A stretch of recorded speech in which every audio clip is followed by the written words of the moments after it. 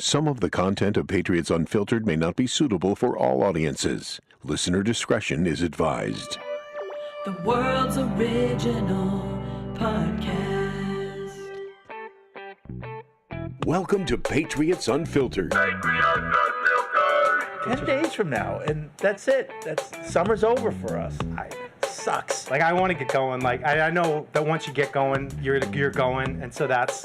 Once you get going, you're going. I'm trying to do some indoor painting and like just. But at the same time, you have to open the windows, like ventilate out those fumes. I'm good with that. I like the high. Yeah, I feel like our New England culture is being appropriated by people. My Culture is whole being life. appropriated by people. New England.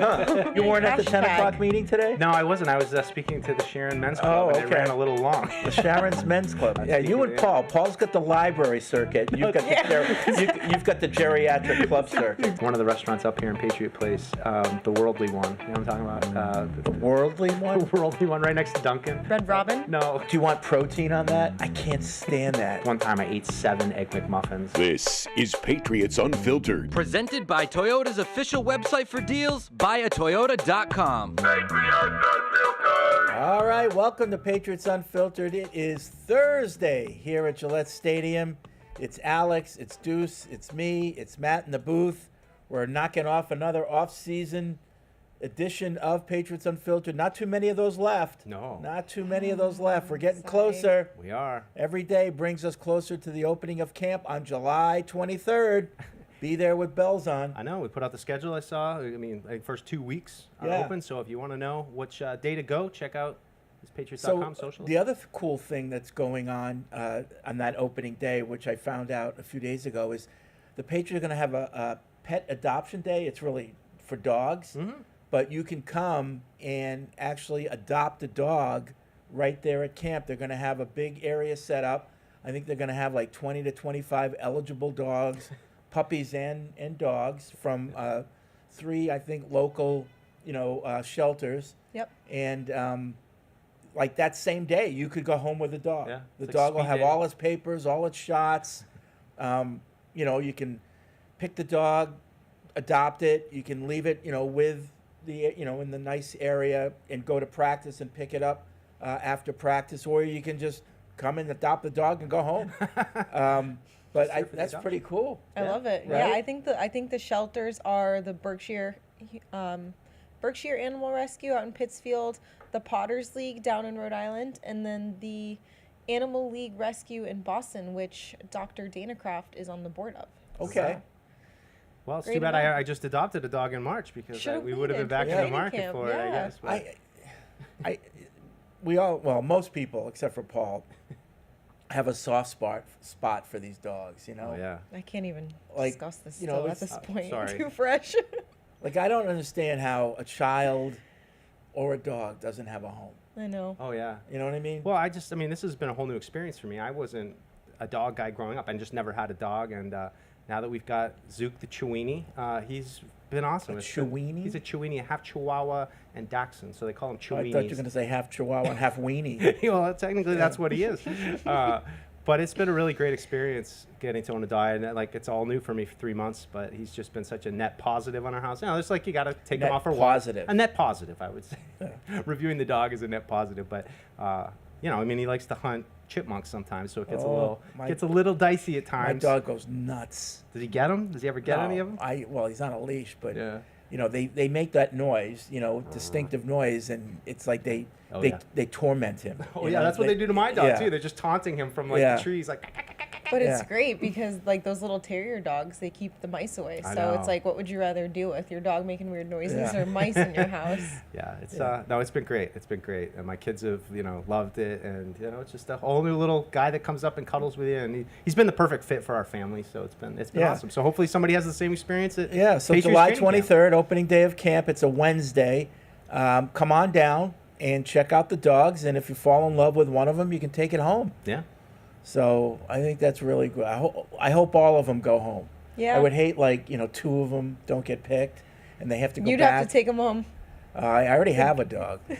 One's enough. Well, I didn't realize that getting a rescue dog's not a flex kind of, but it's like kind of a special thing. Like I didn't realize like if you have a rescue, that's like a whole subset of dog owners that, oh, you have a rescue. That's cool that you went and got, you know, a dog rather than a designer dog that costs all kinds of money. Yeah, I think so. Instead of getting it from these puppy mills. Yeah. Puppy mills and also just unethical breeders. Like you mentioned the designer dogs. Like a lot of dogs are bred for those really desirable athletic traits, but it's not aligned with the evolution of the dog. Like a French bulldog, for example. People like the really short snouts, but evolutionarily you want a longer snout because they have breathing problems, they have heart problems as a result. And like the doodles they're breeding now are just so neurotic. Poor they have poodles. such insane anxiety. bad for And a poodles. poodle's a great, really smart dog. Yeah, And just mixing it with everything. I don't like the designer breeding, but I've always had a theory that mixed breed dogs, like just naturally, Healthiest. I think are healthiest because they adopt the strongest genes from Yes. both dogs. Definitely. Yeah.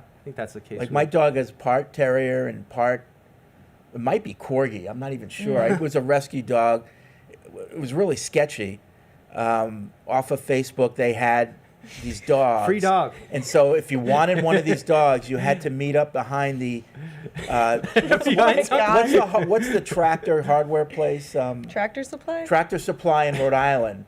And they showed up with this truck with all these dogs. And you showed your ID that you already signed up for this dog and you took it home. And it was almost like clandestine. Yeah, right. You know, What's the password? yeah. Like, I want a dog.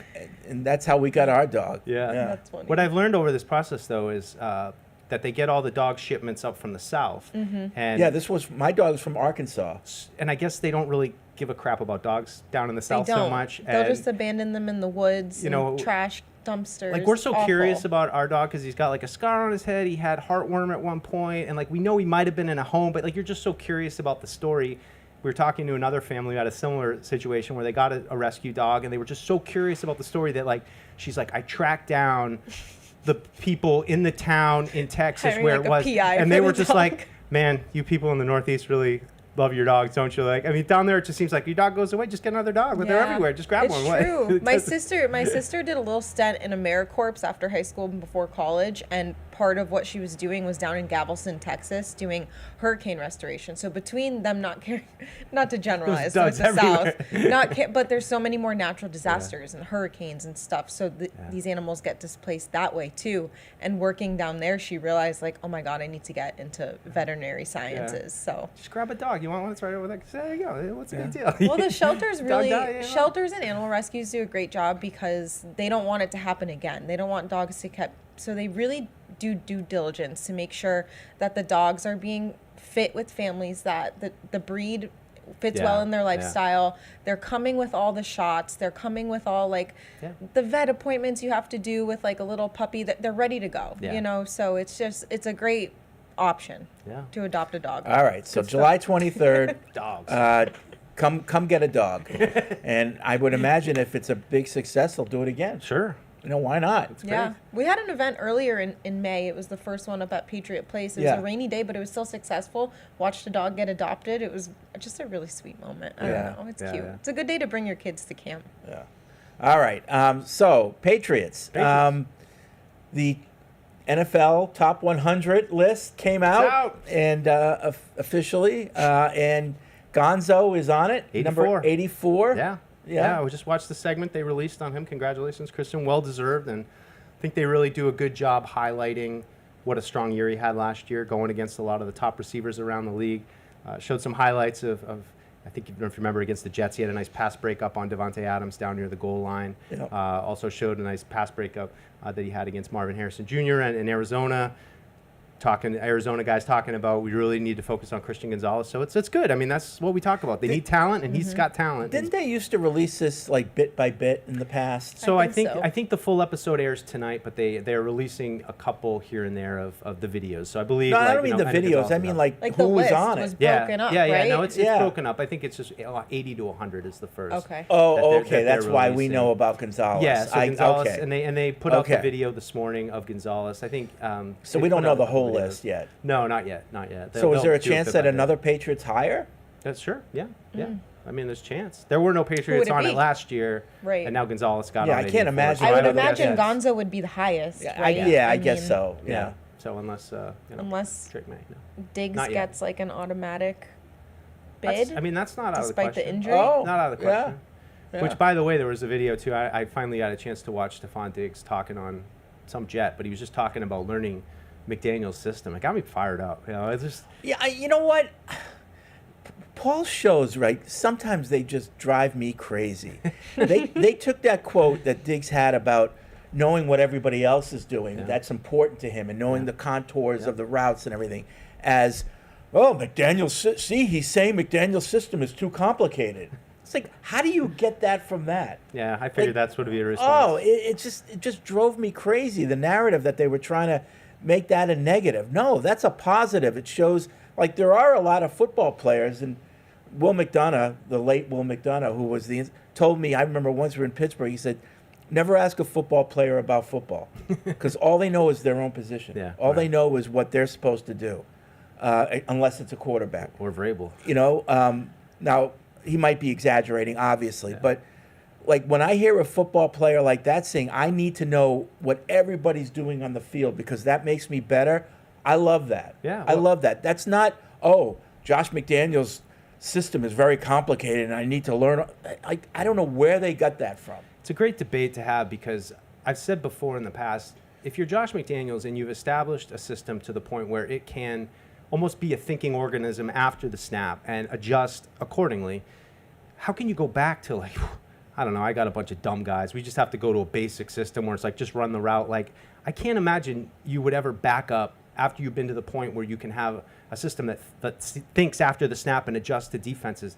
So I get why Paul's shows get upset. I mean, it's perfect because that's been the Right. knock on McDaniels. But I think that extracts from the equation what something we've learned after this, which was that it was a lot about Brady too. It was a lot about Brady. It was a lot about Brady, but a lot of these receivers who didn't make it here, it's not like they left here and then, went crazy elsewhere. Jono Smith recently, but I think that was less about learning, the system and all that, and it was more about how he was being used. Yeah. A A little bit of a different player than they usually use. But Yeah. look, this is a young team, and I don't think anybody's expecting this to be the best offense in the NFL right now in 2025. But if you're realistically saying we want to build something around Drake May for the long term, then maybe you take some lumps this year and you let Drake May learn this system inside and out so that he can get to a level that Brady was at.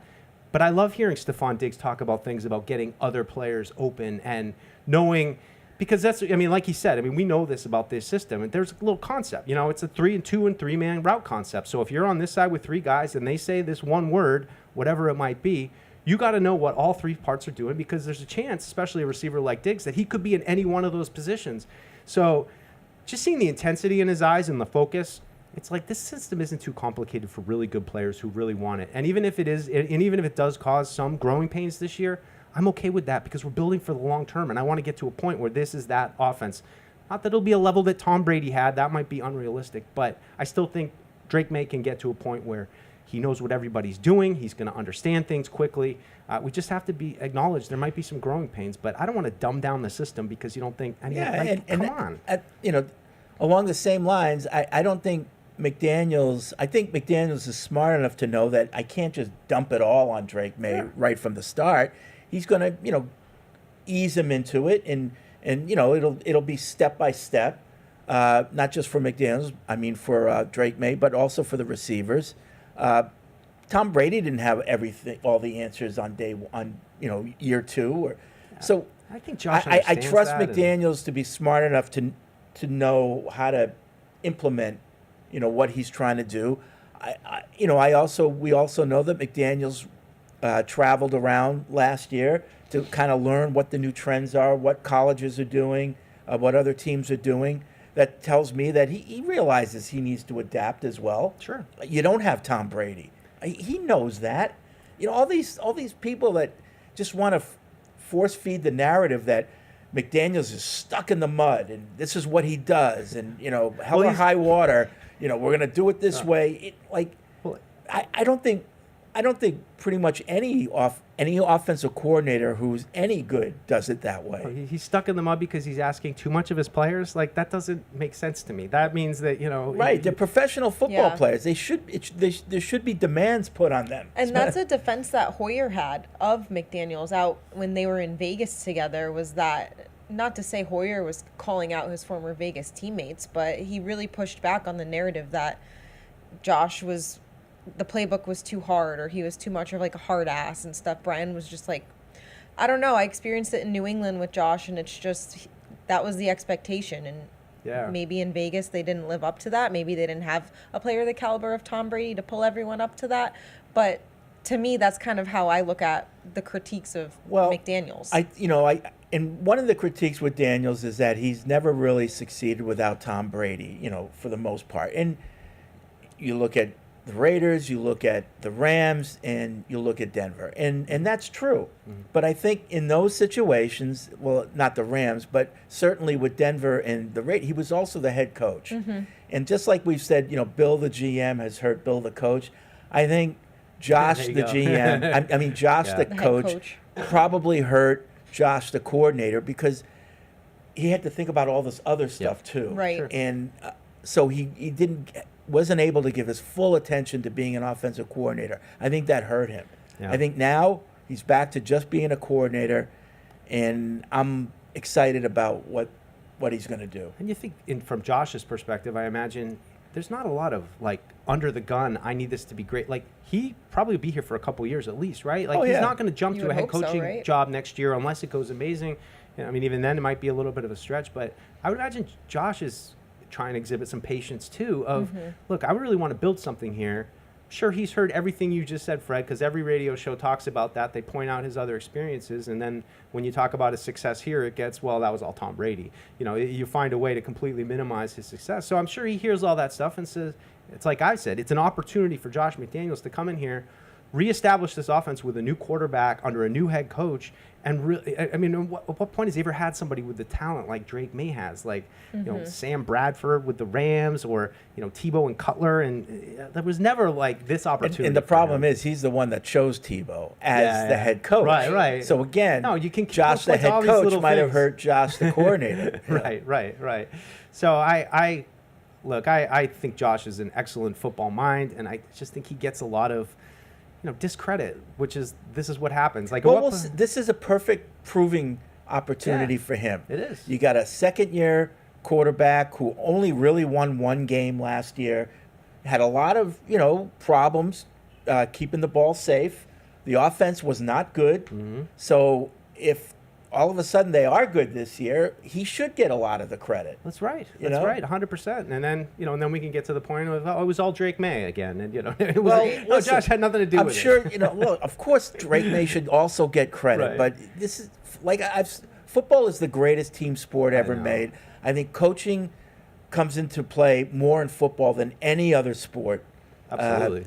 You can't do it on your own. No, absolutely. That's why it's frustrating. What you just said, Fred, is so true to me, that this is the ultimate team sport. And that's why when we get into like divvying up credit in the minutia, it's like I just zone out. It's not, I don't care. I want to see the team win. And you want to tell me it was, 60% this guy, 30% this guy, 10%. Like, I don't care. You can divide it up any way you want, but you need to have everything in place, and it all has to be working together to have a successful football team. The greatest coach of all time ain't going to do it all by himself without a quarterback. The greatest quarterback in all time isn't, going to do it. But I watch like Patrick Mahomes now, and I wonder, at what point do we start saying, Andy Reid's really lucky he got Patrick Mahomes, because it's all Patrick Mahomes. Like, right now, they're both getting credit, right? Everyone's saying Andy Reid is the toast of the town as far as coaching. Maybe you give a little credit to Philly for last year too. But at some point, is it going to change there, or is that just here? Is that just what we do here? We'll refine, like, well, we need to, say it was all this guy, and that's, he's responsible.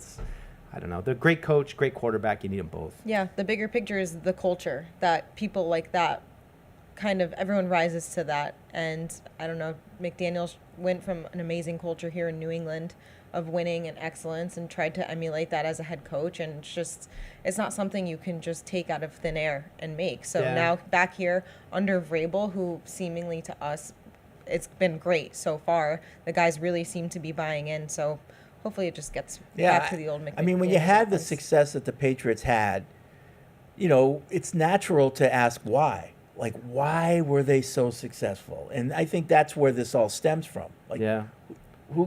who's the architect? Who gets the most credit? Yeah. Why did this happen? Yeah. No, And it's fine. I'm reading the book by Gary Myers now, the Belichick versus Brady debate. It's good reading. I lived through it, so I'm not really learning a lot, but yeah. I'm not quite the way through. I think I'm probably about 2/3 of the way through, and right now I see he's leaning probably towards Brady. Because as good as any coach can be, it's the players that have to execute it. Yeah. It's the players that have to do it. Right. And how much of Belichick was in Brady, by that point, of his knowledge that he's poured into Brady. So, Yeah. look, there's no question. The guy who's got to be on the field, pulling the trigger, making plays Sure. in the clutch, they get the most of the But- credit. And Bill says that every time anyone asks him And about I the said players it get all from the credit. beginning, when the debate first started. I think both of them made each other better. 100%. I think Belichick would have been fine without Brady. Brady would have been great without Belichick. But I don't think either of them would have risen to the heights that they Yeah. did without each other. I think they both would have found success. But to have the success they had, I think required a coach and a quarterback being on the same page. And for most of the dynasty, Yeah. can't say all of it, but for most of the dynasty, they certainly were. Yeah. One more point I just thought of while Alex was talking too, just in regards to McDaniels and his system, where you have such a group of wide receivers that you don't really know what you have. Well, let's let this sort that out a little bit. Let's let what guys can pick it up and are smart and are on the ball. And, you're charting a course this season forward. It isn't all about 2025. It's about 2026 and 2027. You got 12 or 13 receivers on the roster right now.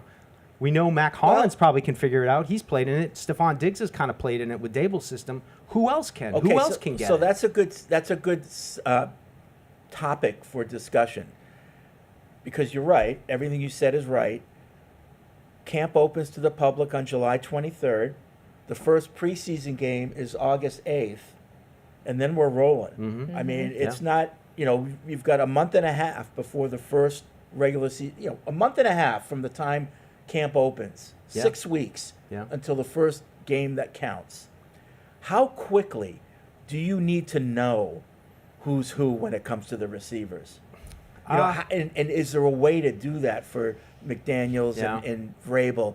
Is there a way to structure your practices in a way that the cream rises to the top quickly? Yeah. Because you don't have a lot of time for this. No, and it goes on in the film room too. And I imagine with so much of this being mental, that you're going to know. And Vrabel's known for calling guys out in practice and meetings, Right. just like Belichick was. But you're right. I wonder, Mac Hollins, is he healthy? Is Stephon Diggs healthy? Are they ready to go? If they're not ready to go, does that maybe give a little bit more of an Buy more opportunity time. to some of these younger guys to pick it up? But, for someone like Javon Baker, for example, who some people are still high on and think has an opportunity, is he able to get it up? Is he, or do we get out there and you see, and not just him, but any player like, no, over there, getting relined up. We saw a lot of that last year where we got to stop, rehuddle, those kind of things. Any of those mistakes, I think, will really stand out during training camp. Guys who just don't seem to be in the right place at the right time. And that's, I think, a big feature of Josh's system, knowing what to do. So Yeah. it's a big thing. It's going to be really interesting. Yeah, I've watched enough of these camps where you get the early indicators Mm-hmm. about who they're favoring. Yeah. Who matches up with who's getting the reps, that type of thing.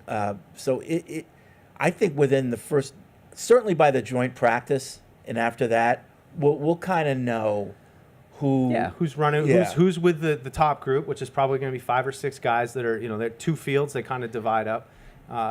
You'll have a sense of who's the top. I mean, you already have a little bit of that sense. But it's, I think it's going to be really interesting. I just think, like I said, Mac Hollins, that's probably why he's here a little bit too. It's just he knows what Josh is selling. He understands it. He had a great year under Josh's system, but which of those guys does it really click for? Kayshon Boutte, is he, those kind of things. And is Drake picking it up too? Is Drake, feeling comfortable? Yeah. That's what we saw over the course of the spring. He looked more comfortable. Have we figured out where this little passing camp happened with because I've heard Tampa and I've also heard North Carolina. I'm pretty sure North Carolina, because then I saw another video that was at Davidson. Okay. That's in Confirmed, North because Carolina. I saw the stadium and I looked at. So was that the Drake to Ramondre on a So on a jet what is ski? it, like a traveling road show? Can't they just find one place and stick with it? Like, I don't Well, know. is it confirmed that they were ever in Florida? no. I don't know. No. I caught conflicting reports about where they were. But when I don't I know- looked at the actual stadium name, looked it up, Yeah. and it was Davidson Yeah. Okay. College. Yeah. That makes sense. I don't Yeah. know how far that is from the ocean. Maybe they're. I mean, I've heard everything from Drake's old high school to some college. I've heard Tampa. Yeah. Well, it's. I mean, this might sound silly, and I wish Paul was here because he would probably make fun of me and laugh about it. But like, I really enjoyed seeing Drake launch that bomb to Ramondre. Off the paddleboard. Almost more than watching the private workouts that most quarterbacks and teams do. It just reminded me of a bunch of boys hanging out, doing stupid stuff together. Reminds me of, like, some of my best friends from college that I played with, and it's like those are the bonds I think that make teams. Yeah, that's what you want to go work out. Oh, we're gonna throw some passes. Great, everybody's got to do it. Stay sharp, stay in shape a little bit. But at the same time, like, if you guys all really, really like each other, and I mean that to me embodied it. It's just like, what a bunch of idiots out there, and I mean that in a great way. Like, that's what me and my stupid friends are doing. Hey, let's see if we can complete a pass off this thing. I'm gonna jump up. So I think there's good vibes coming from the offense and from Drake May, and I just hope this momentum all carries over. It's the same way last year. I remember saying, like, this is great. No one knows anything about Jarrod May or anything, but once we start playing, it's going to start to games are going to get lost and problems will start to happen. But right now, I think they got a lot of positive momentum in more ways than one going into this training camp.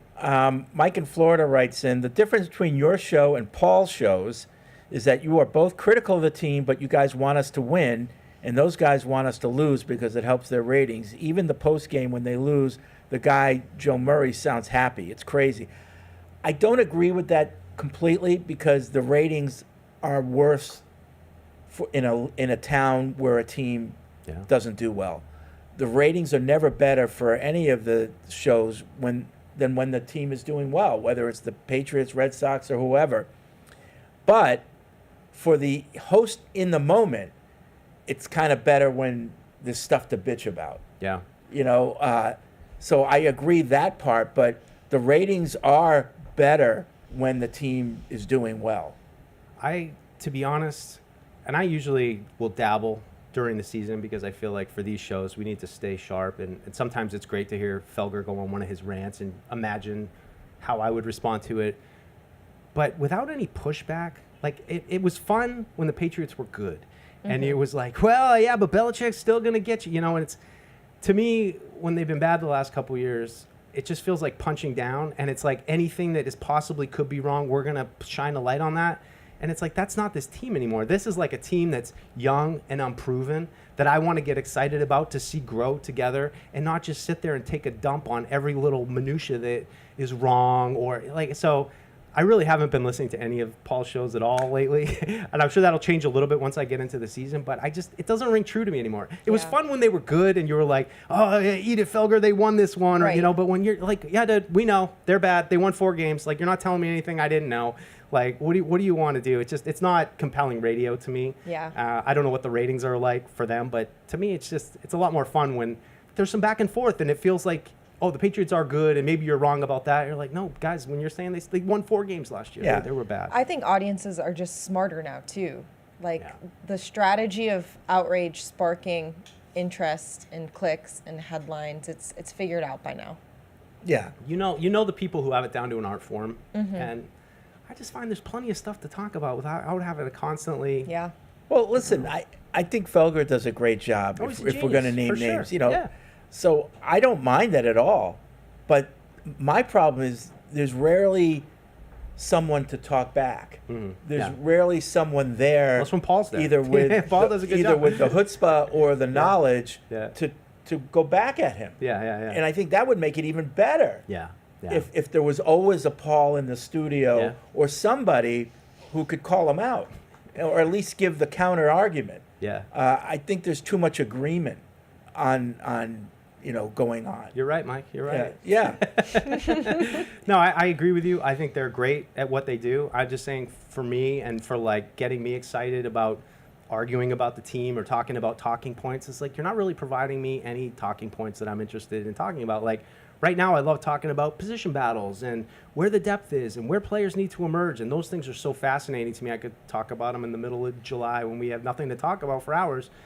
But, I think you have to kind of do it in the season, though. You have to be on top of what they're talking about because they drive a lot of the conversation. A lot of the calls that we're going to get are people who heard that what they were saying are like, I'm going to call on the Patriots Unfiltered and parrot that to them now, so you got to be ready. But more importantly, have you heard about Brady and Sophia Vergara? Yes, I was hoping we would talk about this. How much older is she than She's him? 52, Early I believe. 50s? Yeah, she's early 50s. He's like 48, I believe. She So looks it's a like few- she's No, she's a still million like bucks, of course. early 40s. And He's got a correct me type, if I I'm wrong, guess. But Giselle South was American. Fiery South American. Love it. Giselle was older than Tom, right? Was she? Yeah, just Yeah, a couple years. Not as much, I think. No, Yeah. and then wasn't Bridget Moynihan also older than Tom? I would think so. Yeah, think at that point, I probably. would think so. Well, Yeah, if at that point she was older, she's older now too. yeah. She would always be older Yeah. than How right? old was Irina Shayk?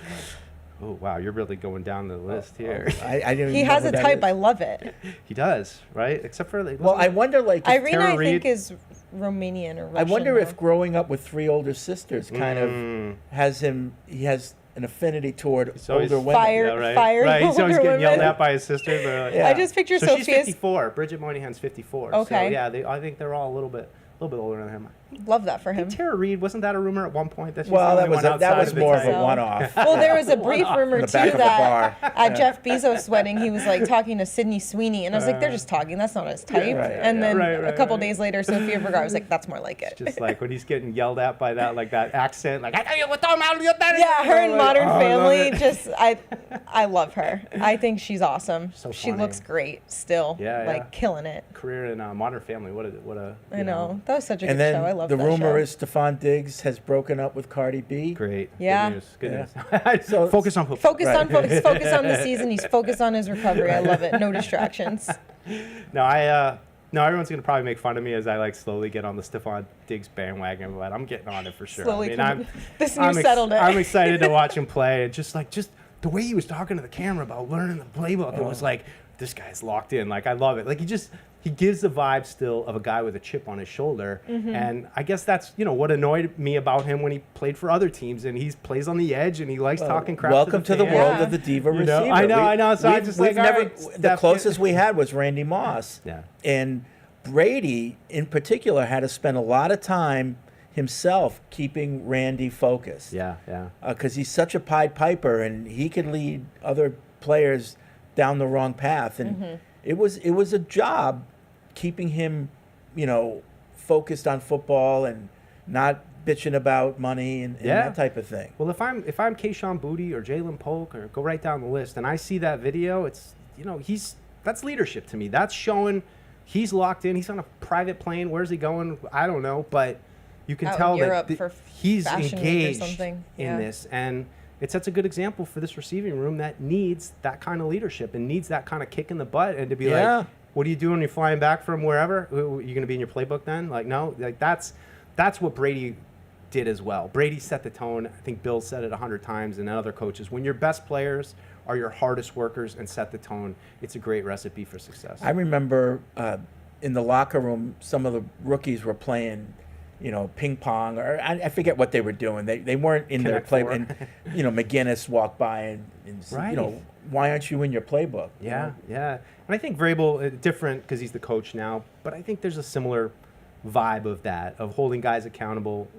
Mentioned earlier, known for calling guys out in meetings with questions that put you on the spot like Bill did. I think that's just such a huge element. People talk about the Patriot way. I don't know if that's really what it was, but McGinnis, everybody talks about his door being where Jawan Bentley's was, right by that back door. And anybody who's trying to leave, you got to walk by the enforcer of the team. And everything was a competition with those guys. Oh, yeah. From hydration to all of it. Everything. So you got to get back to that point where it's that competitive within the locker room to push each other to be better. Self-policing. Yeah, Yes. that's the dream for a coach because Yeah. you don't have to then worry about, I now have to go in and discipline this guy. It's no, the teammates are going to hold him accountable for not doing enough. Andres writes in, But I got it. says, I like this combination. Mike, Alex, and We need a Fred. name. It's fun, light, and varied. I can't wait for Fun, the light, and varied. I There's can't wait for the 18th for two reasons. One, obviously the Forge and Foxborough second episode, and it's the day they tell me if I pass my Step 1 medical residency here in Costa Rica. Go for it, yeah. I love hearing you guys in my spare time, in the car, everywhere. I'm kind of nervous since only 25% of the people who did the exam can pass, and then I have to do Step 2. Can't wait to hear the news that I passed so I can sit and watch the whole episode. Thanks, guys, and a hug for everyone. Speaking of Forged in Foxborough, Forged in Pittsburgh. Did you see that? Oh my God! Did you see see someone that? comment and wrote plagiarized in Pittsburgh? Yeah, no, they're getting a lot of heat. I don't Yeah. think it has to I do think with a it's Jersey. documentary. I think it's a Jersey. I think it's I like think some it type is of too. uniform release type of thing. But it is kind of weird, right? And it's not great copywriting, not Yeah. to be super picky, but there's not really any alliteration. I get like the forged steel, like metal, Yeah. That's That's why I said sure, but put together in Pittsburgh. Doesn't have the same ring to it. Yeah. That's all right. But that was our fans were quick to jump on that. Right, Yes. right. Well, there's one team that we can still kind of talk some smack to. It's Pittsburgh. yeah, for real. Right. We'll see how it goes though. What, week 3? Oh boy, that's gonna be a good game. But we need a name. We need a name for the day. Like Evan and Paul were what, Salt and Pepper, so maybe we need a 90s rap band like This is the Fam Show. Fred, Alex, and Mike. The fam. Fam. There we go. Fam. Okay. Okay. We'll workshop that. Back I pocket. was trying to think like TLC, like Salt and Pepper, TLC, but we're not TL or C. Well, I think an emailer came up with salt and pepper, so if you guys think of Alright, anything, you can name us. send it our way. Let's see. This is Brandon in Maine. Says, I have some would you rather questions involving our quarterback in regards to comparison with other quarterbacks. You won't find the top end guys here, Mahomes, Burrow, Allen, Jackson, as those aren't realistic. And you won't find the older guys, Rodgers, Stafford, Geno Smith, because they're short timers. In short, in a recent discussion with a friend, comparing May to other quarterbacks who we'd rather have for now in the next 5 years. So there is some need to consider longevity, growth, and staying healthy. This exercise helped us see just how highly or not we thought of Drake. Okay. So for the next 5 years, who would you rather have? I broke it into 3 sections. See, if you make it too complicated, for the first 2, my friend and I were in agreement. It was always Drake. The final section is where we found don't spoil disagreement. it. All right, the first section, easy call, Drake or Bo Nix? Drake. Oh, you had to think. Yeah, no, well, Bo Nix had a good year. I want to give him some respect. For Drake or Kyle Murray? Oh, Drake. Yeah, that. Drake or Brock Purdy? Drake. Drake or Jared Goff? Next 5 years. Drake. Drake or Baker Mayfield? Drake. Drake or Tua? Drake. Drake. Okay. Now, this is the have to think about it section. Okay. Drake or Trevor Lawrence? Drake. I'd have to think about that. I Did you have to understand. think about the Baker one? No. No. No. I think a lot of these answers though are based on the I unknown think we've for me. seen Baker Mayfield's Right. ceiling. Yeah, Yeah. right. That's You that's know? what I'm saying. Yeah. It's Yeah. based not to say that I think Drake is better than Baker Mayfield right now, but I think I'm not- that he might be better. I still, and maybe I'm just naive and sticking with my original take, but I still think that Trevor Lawrence hasn't reached his ceiling in the NFL. Sure. Yeah, I agree You with know, that. I for agree with what that. for various reasons. Yeah. Yeah. Drake or Jalen Hurts? That guy's awesome. Probably hurts. Probably hurts. I'm going to take Drake here because I think in the end he's going to be the better passer. That would be why Yeah. I would take Drake if you thought that. But I got to put some respect on Drake or Dak Prescott? Drake. Drake. Okay. Yeah. So this is the harder section. Drake or Jordan Love? I'd take Drake. Yeah. I've seen enough of Jordan Love. I think he's good, but very inconsistent. Drake or CJ Stroud? Ooh. CJ Stroud. Yeah. Really? Yeah. Really? Yeah. Okay. Right Drake. now. How come you're not answering any of this? Because these are hard, and I'm a Libra. I'm really bad at decision making. She blamed astrology. Drake or Caleb Williams? Drake. Yeah. Drake. Yeah. Drake or Jaden Daniels? I might reserve answer till after this season, but you got to say Jaden Daniels. Right Drake now. or Justin Herbert? See, that to me is similar, and I'm going to go with Drake. Same kind Yeah, of like 'cause unknown with Drake still. Maybe and- we've seen the ceiling for Herbert Yeah, too. yeah. I don't know. He hasn't won anything. And you just keep waiting for him to finally, Yeah. like, not that he hasn't broken out, but to, like, really. Yeah. So Brandon says, in the end, I took Drake over everyone but Justin Herbert. My friend preferred okay. Daniels and Herbert. Yeah, that's interesting. I had a similar thought last night. I was watching Brock Purdy get interviewed about. I was watching NFL Live yesterday. They interviewed Purdy about losing Debo, and were just talking about Debo and his impact on the 49ers, but I just wondered how many fans truly believe their quarterback could be the guy. You know, like, do you really believe that? Like, when I look at Brock Purdy, I'm like, I don't believe he's the guy. I understand San Francisco is in a position where they kind of have to pay him. Like, they couldn't just let him walk, right? Yeah. So it's hard. You almost feel like you're being held hostage.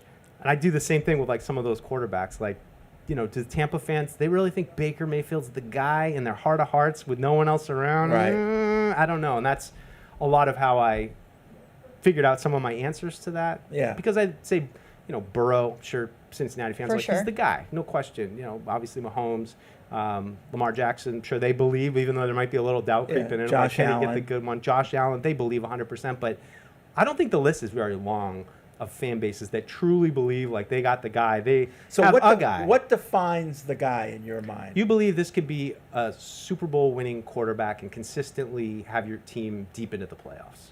You know, you believe 100% this is a guy that can take us into the playoffs every year, and one of these years he's absolutely going to get one. That's why Hurts is so a tough consistency one. Yeah. every Yeah. year. Yeah. Because of him, well, you're it a makes with the contender. great ones great, right? Yeah. I mean, in Burrow, they had a down year last year, but I think everybody still believes that Joe Burrow is, you know, an elite quarterback in this league with the capability. He's already gone to one Super Bowl. But, I mean, I'm not there yet on Drake. Like, I don't 100%, yes, he's definitely the guy. And I think anybody who says that to you after that season is lying to themselves or lying to us. And that's not a bad thing. It's just he was a rookie last year. I don't know if any of those rookie quarterbacks, maybe Daniels, you could say, yes, they probably definitely believe he's the guy right now. But let's see how he does over 2-3 year span. Some things change around him. Mm-hmm. Does he avoid injury? Those are questions. What that does he the has, team look too. like around them, etc.? Yeah. See those new Commanders uniforms too? They brought back Yeah, the people- old ones just with a W on the side. People so- really like him. I like it too. It's tradition. Like, I am a guy that I want to look on the I don't see field. much of a difference. There's on not it. much, but I Yeah. just think the classic, like, you look on the field and it takes you a millisecond to know what teams are on the field. If you have to look on the field and like, what is this? Unless it's like one of those weird throwback weeks, you know, like, I don't want it. I want to know who the team is right away. Okay. So I like that one. Let's see. Mark and Cheddar says, after all the Christian and LA talk recently, it made me wonder how Fred and Paul would rank the following beloved listeners, least to most hated. He's got 5. Christian in LA, Mark in the Bay, Jeff in Vegas, Matt in Brooklyn, and Eric in Providence. I only know 2 of those, I think. I think least would be Eric in Providence. Most right now is Christian in LA, but at the time, Mark in the Bay was... Was that just for Eric, though? Yeah, he Is was... Eric in Providence an actual listener or the former? No, he's just kidding around. Okay. Yeah. I just want to make sure. I don't remember Matt in Brooklyn that much, don't but I know guess that he either. was annoying, and Jeff in Yeah. Vegas I kind of remember. Yeah. Yeah. No, Christian's embraced the mantle of the show villain, and I think it's good. Yeah, Christian must be on vacation. We haven't heard from him this week, have we? It's more tropical than that. Oh, It's another Italy. listener from a while ago. What happened to Mikey Vandalism with his premium audio? I forgot about him. I don't know. Mikey good- Vandalism. What yeah, a name. that That's was his name, great. Mikey That's Vandalism, and he fantastic. his kind of saying, his slogan was premium audio. Really? Yeah, yeah. I don't know what happened to him. He's probably in jail. Before my time. Yeah, It is funny. That on goes social way media, back. I've realized a couple times, like, somebody just disappears from social media, and you think about whatever happened to that guy. Yeah. Like, I tweeted at him a couple times, or there was some guy who covered Oh, I the was- NFL for a little bit that again was in the mix with every major company, and it just disappeared. And it happens sometimes. What happened William to? Bedninson. Who's that? Oh. Said William Bedninson. I don't know. Is he still around? I He don't was know. like he got was like the best in the credentials and stuff. yeah. What happened to Miguel, Cap Space Miguel? Oh, he's still around, right? I think he. I haven't I seen him think on he left Twitter. Twitter Left and Twitter? went to the other one. What is that? What was that one? Blue Sky? Blue Sky. Yeah. Blusky. Yeah. 855 PATS 500 is the hotline. Chris with a TIAN in Oh, Boston is on there the he line. is. What's up, Christian? Hey guys, it's interesting. You talk about where did all those people go. I can tell you, I think the pandemic and the Trump administration got a lot of them off social media. Yes, some of them got deported. Yeah. Yeah. I mean, you don't see anybody posting like they used to post on there anymore. Yeah, it used to be at least fun. like with sports content. Yeah. But I wanted to talk about the. You guys mentioned about off the top of the show about how did it all work when Brady was here during the Brady Belichick era, and obviously a lot of the credit goes to Bill and Tom, and rightfully so. But the more I listen to ex-players like Matt Light or Rich Hornberger or even Josh McDaniels on various podcasts and stuff, it really was like the perfect storm of players and coaches. Yep. Because when they talk about Dante or they talk about Ivan, like the reverence is off the charts. And it wasn't just about Bill. Like even when they talk about Billy O'Brien, how great, all of them were great teachers. And they would yell at you and they would chew you out, but they would get the most out of you because they taught you. And I'm just, I guess I really never gave a whole lot of weight to that. I was like, this guy stinks, this guy's good, and that'd be the extent of it. But the coaching is, it wasn't just Bill, although a big part of it was. It was the assistant coaches.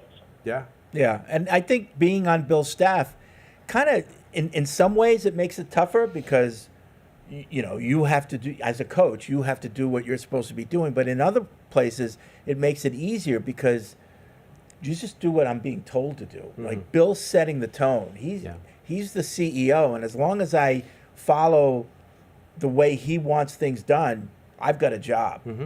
Yeah, that's exactly what Dante Scarnecchia said to me. He said Bill Parcells and Bill Belichick were the two easiest coaches I ever worked for because you knew exactly what they expected of you every single day. And so it's a good job for them establishing the system. Yep. I mean, thanks, Christian. I mean, some of the criticism of Bill was like he didn't think past a couple days down the road. Yeah. And so coaches wouldn't know when am I going to have time off. But on the other hand, that was sort of the way that Bill kept things in line. Let's not think about things until we have to think about them. Let's focus on today and tomorrow and get those days right. And then we'll think about, when we're leaving for the joint practice and all that stuff. Yeah. And that would drive some people crazy, but it kept things orderly. Yeah. It kept things in line. It also, helped the team overcome when they lose a game or they'd win a game. Like it was always flush down the toilet and you would just focus on today and this week's opponent. And it's one of the things I admire most about Bill Belichick's coaching philosophy. Coaches around the league, I think, will tell you like one day at a time. But he really lived it. Oh, I think that was, as you said, it was baked within the system and baked within their scheduling, and everything was focused on not letting guys get ahead of themselves, to focus on the moment and to get better. And it was a key part of his coaching philosophy. Yep. Nate's in Connecticut. Nate, you're becoming a regular caller. What's Nate, up? What up? Not much. How you guys doing? Okay. So I know you guys already mentioned this today, but it's about Christian Gonzalez. So clearly he put the league on notice this year, locking up people like Jamar Chase and DK Metcalf, except for that one play. Yeah, you guys know what I'm talking about. The safety blew the covers. It's not his fault. Yeah. But anyways, he was ranked, you guys said, 84 on that top 100 list. Do you guys think this ranking is just right, too low, or too high for him? Personally, I think it might be a little too low. If I had to put him somewhere, I'd probably put him anywhere from 60 to 75. Thank you, guys. Well, thanks, Nate. Without seeing the entire list, it's hard to know that. But I think this is more about politics, and this is Gonzalez's his first full year. So Well, you start by saying, what's his number for just cornerbacks? Yeah. Is he like the fourth best cornerback? I mean, I would say he's definitely in the top 10. Oh, definitely in the top 10. Yeah. So you start there. Where is he as a cornerback? What's his number there? And then you expand out. I think it's important to point out, too, the way the voting works with this is like each player writes 20 players down. So, some guys were putting Christian Gonzalez in their top 20. Are you allowed to put Not your a own lot. teammates in? I think so. Oh, yeah? Yeah. So, that it's a little bit restrictive in that regard, but I look at it like the Pro Bowl, where you're just building a name for yourself, and then, you'll probably get more Pro Bowls even when you're kind of past your prime because you have the name recognition. So I think Gonzalez is building up. I think it's about right for where he is in his career. He put one really good season together, and he has opportunity. I think he'll move up next year for sure. Yeah. Let's see. John in South Carolina says, I have never agreed with Deuce Moore. He says, you guys are the only Boston sports media I enjoy. Those shows Deuce was talking about are punching down, and they bully any thought that doesn't agree with them. Every time I try, I do not make it through a show. I also want to say the guy from L.A. isn't in the PFWPU class of bad guy. I think it was Mark in the Bay, who everyone hated, or Matt from Brooklyn, who had Eric aggravated constantly. NBL, Nick Baby Love, who had people aggravated with him while he was going through his treatments. I can't remember his name, so I will refer to him as a guy in L.A. He tries too hard. When he said he was going to come at people, nobody was worried. Okay. Here's Nick Baby Love, who I don't need a nickname. Right. That Mark in the Big Eye, he hasn't called a lot. I think he called more before I got here, but there are a couple of times he called in, and it was like he was doing a bit, like right directed at Eric. Like he called in specifically because he wrote like a paragraph just ripping Eric Scalavino, and then he hang up. I'm like, who is this guy? But he's faded, I guess, because of maybe Eric left, and he doesn't have any more enjoyment of writing. There was another guy, I forget his name, that really went at Eric to the point where I had to like stop reading his emails. Because usually you kind of encourage that to put some spice. No, but it was somebody from Vegas, not Vinny in Vegas. I want to say it was a Jeff in Vegas. No, but that was another guy. But there was another guy, I think he was from Florida, maybe Jackson. I don't know if it wasn't Kakar, but he specifically went at Eric. Oh, yeah. Yeah. What was it about Eric that just attracted people to go after? Because he had an air of pomposity to him. An air of pomposity. You know, like a lot of people just wanted to stick a pin in that balloon. Yeah. Plus, I think you knew you were going to get a reaction from him, which I think you would do that too. You're like, I'm going to get Eric going right here. I see an open door. It's like an antagonizer's dream. It was just so easy. No, Fred would look over at you, give you the eyebrows, and then he'd say something, and Eric would just start steaming. Theo writes in, the Steelers lived up to their name as they stole Forge in Foxborough and changed it to Forge in Pittsburgh. I feel like this has to put them over the Bengals in Fred's most hated teams. Thoughts? No. Nah. No. Imitation is the sincerest form of flattery. Mm-hmm. Steel mills, they do some forging. I don't really care. It's understandable, but it's like, I wonder if they even realized they were doing it. They may not have. Well, they better, because Patriots are putting out great content that they're not aware of, then that's shame on them. You're going to send them a cease and desist? Yeah. No, it's fine. Yeah. Forged. Yeah, whatever. We were first. Episode 2 coming out next week? Yeah, hey. Yeah, July 18th. Let's go. We were first. Everybody knows we were first. That's all we need to, back to the phones. Eldred's on the phone. What's up, Eldred? There it is. Hey, Good one. Hey, you're in North Carolina. Did you happen to drive past the Drake May passing camp? He just trashed the receivers while he was driving by. I was taking pictures of. Yeah. Imagine the background's just Eldred. Eldred pulls over like on the side of the road. Hey, y'all, you ain't got no receivers. Y'all are bums. All right, I'm out of here. Hey, guys, I'm hauling Gatorade. You need any? Wish you had Wish you had DK out there, don't you? I know. All right, I'm out. Yeah, exactly what I would have said, Mike. You got me exactly right. Hey, but Fred, Yeah. guy, did you read that thing about the quarterback? You take Drake Mayo over? Yeah. Yeah, I read that. Yeah. Yeah, you read that, right? Yeah. Well, Foxborough Rush just did it yesterday. Same thing. And between two guys who's hosting it, and they did that. But they also, I'm going to ask y'all a question that they brought up. What, out of 32 coaches, where do you rank Mike Rabel at? Starting this year. Yeah, right now I'd put him right in the middle probably, because, he's still got a lot to prove. He had a few good years with Tennessee and then a few down years. A couple, his last 2 weren't that good. So I would say I'd put him right in the middle of the pack, and we'll see what happens. Yeah. I mean, that's kind of what you have to say, but. Yeah. They had him at they ranked him 8th. 8th? Okay. No, I agree. 8th. Perfect. 8th. Yeah. Listen, I hope by the end of the season we're saying that or higher. But you just have to be realistic. He doesn't have the track record a lot of other coaches have. I'll just say this: there's no other coach right now I'd rather have in the league. That's true. And I know that that's operating the same thing with Drake, with a little bit of like unknown and pie in the sky feelings toward him. But watching the way that he captures this team's attention on that practice field, he looks like a really good coach to me. And given his history with this team, there's nobody else I'd rather have right now. Yeah, I mean, You know what, that's Mike? a different way of looking at it, and I agree with that. Yeah. Mike Grape, he won me over because I wanted Ben Johnson. Yeah. But like you said, after listening to him, watching him go to the camp and everything, and how the players going, I'm kind of hyped up too. I'm saying 8 wins. I'm hoping 8 or 9. Yeah. If they go more, I put my hat back on and start back talking junkie in like I used to for 25 years. Okay. All right, y'all have a good one. All right, thanks, Eldred. Drive I safe. mean, we have to look at the list. Maybe I'm underrating him, but McVay, Andy Reid, Shanahan. Is he? I think yeah.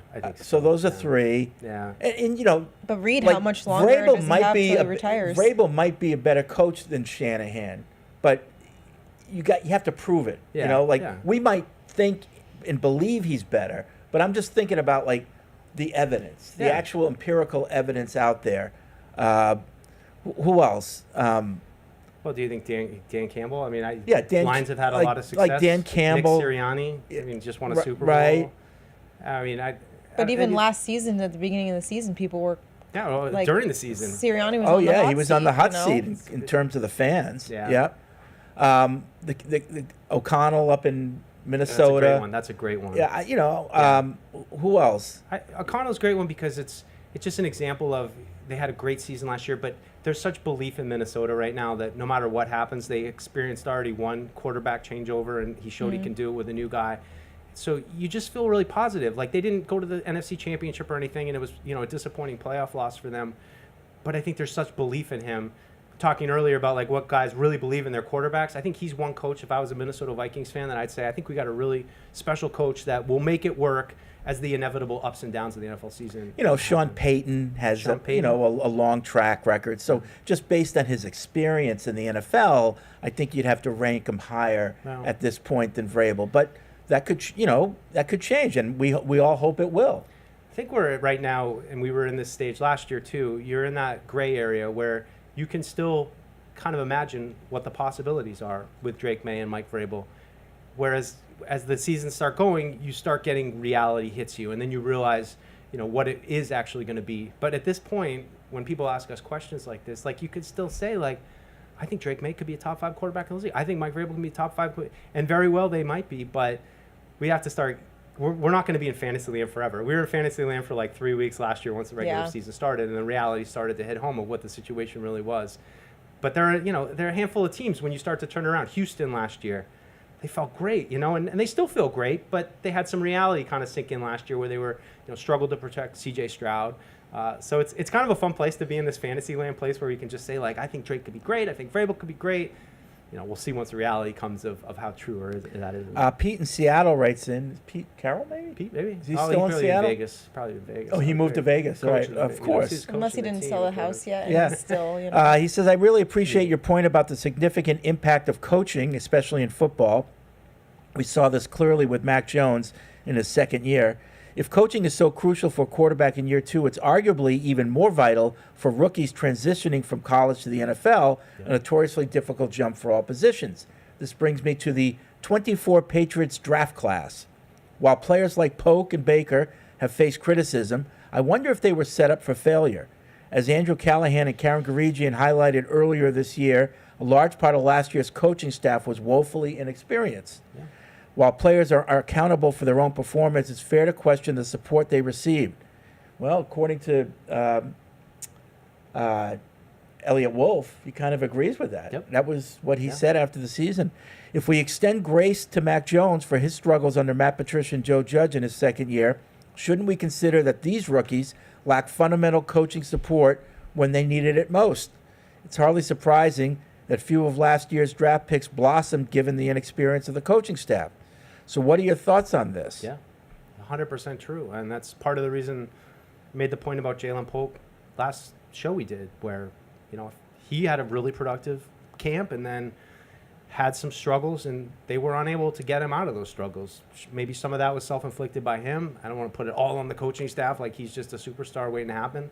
But I think that's a very, very valid point. Well, again, Elliot Wolf said after this season, and I'm paraphrasing, but was hoping that a lot of these players would have gotten more support. Is that what he said? Yeah, development maybe. Something like Developmental support, something Yeah, like so that means coaching. Yeah, I mean, when he said that, I'm like, of course you did. Like, even when you look at, again, the summer, like you saw Jalen Polk as the example being productive, and then you got to the regular season and it wasn't happening. And that's kind of the difference of like the fantasy land that we're living in right now that you were just talking about. That's why it's different this year. Like, yes, we're still living in a little bit of that fantasy, but there's so much more experience behind the coaching staff. Yeah, and that's why you believe that.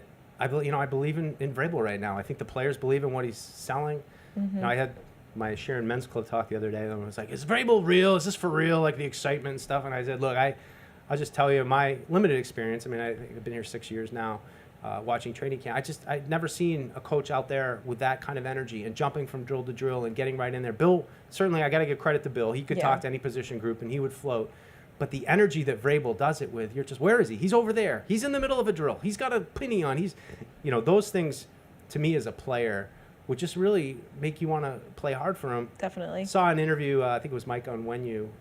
Was it Mike Onwenu? No, sorry, it was Layden Robinson. Layden Robinson did an interview yesterday. I just caught some highlights of it. But similar things saying about Mike Vrabel. Like, guy, you could just tell how into it he is, how he's able to jump from everything, from drill to drill. And it's infectious, I think. Yeah. And that's what I'm expecting. That this team is going to be built in his mold of how he wants it. And his fingerprint is going to be on all of this. And that, to me, is what's super exciting, just to see a physical, aggressive team. When you're going to come in here, my hope, and again, we're in fantasy land right now, but my hope is that you come in here to try to beat this team. It's going to take a lot. You're going to have to come with a good game because they're going to play hard and aggressive. And they have more talent now, and that's probably, Paul was sitting here and say that's the bottom line. You got more talent, you're going to be better. So hopefully it's a convergence, as the previous guy said. Like, you need a little of everything, and I think they've got the ingredients. Todd's in North Carolina on the hotline. What's up, Todd? Hey, guys. I've been enjoying the show, and I know we've been talking about all sorts of topics. I just got something I've been curious about for a while.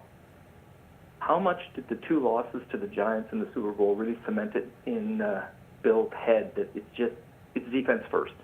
And it seemed to show after that he just didn't give the offense the love that it needed. I don't know what you guys think, and I want to know your answer. Thanks, guys. Well, if he thought that, then he's incorrect, because could have used more than 14 points in that 07 Super Bowl. Right. That was all about the offensive line not protecting Brady. And Brady having a bad foot. We forget about that. But, I mean, if we had scored more than 14 points, we win that game. Yeah, I mean, what more can you do? It's just really a matter about peaking at the right time. But I think this hints at another point when talking about, like, the credit thing. It's like, well, it's Brady and Belichick. And then, there's like 3% for, I mean, like, how many of those every one of those Super Bowls, defense had to make a play. Super Bowl 49 being the most obvious example where, I mean, Marshawn Lynch just runs the ball and Brady loses another Super Bowl. Credit Brady too. But it was a convergence of everything. At the right time, you got, first Super Bowl, Ty Law gets a pick 6. And then give Brady credit for Super Bowl 52, where the defense cannot stop a nosebleed, but Brady goes berserker mode and makes it close right down to the end. So it just all fed into each other, and the defense especially, I feel like everybody wants to forget about some of the necessary stops that they had in some of the Super Bowls and takeaways and big plays. Mike Vrabel forcing fumbles and all that stuff. I would say one of the underrated things, you always think about your team, but I think when you play smart football, the kind of football that Vrabel's talking about, taking advantage of bad football. When you're a smart football team, and the other team knows you're probably not going to make that big mistake, it puts pressure on them. Sure. And I think the Patriots and Belichick put pressure on other teams and force them into mistakes in those big games. Yeah. And I think that helps you win. Yeah. So it's playing good, sound football, whether it's offense or defense, puts pressure on the other team. And I think that was a big part of winning a lot of those games too. Which is the other team making mistakes. Which I hope that the Patriots and Drake May can get to that point now where, I mean, again, one of my key things for the season is Drake a killer? That's the question. Can he execute a couple end-of-game drives where game's on the line? And then you start to put that concern in other teams' heads of like, look, we got the Patriots on the ropes right now, but they got a guy over there who is going to make a push at the end. And there are a handful of teams, Burrow and Kansas City, and probably Philly at this point, that teams are, we got to put this game away. We can't just let it think fizzle about out. think about your favorite game, 28-3. Mm-hmm. The Falcons should have won that game, but knowing that it was Brady on the other side of the field and Belichick, I think forced them into making really bad decisions when they had the ball. Yeah. You didn't have to throw the ball. Right.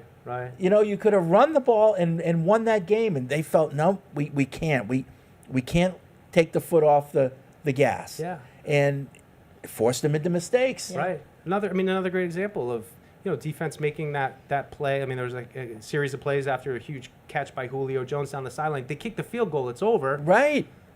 Sack, holding penalty. I mean, those things were. That game was hanging by a thread. Yeah. And a game of inches. And so it's just a great example. Every single one of those games. It took a lot of different people to feed in to be a dynasty. Yep.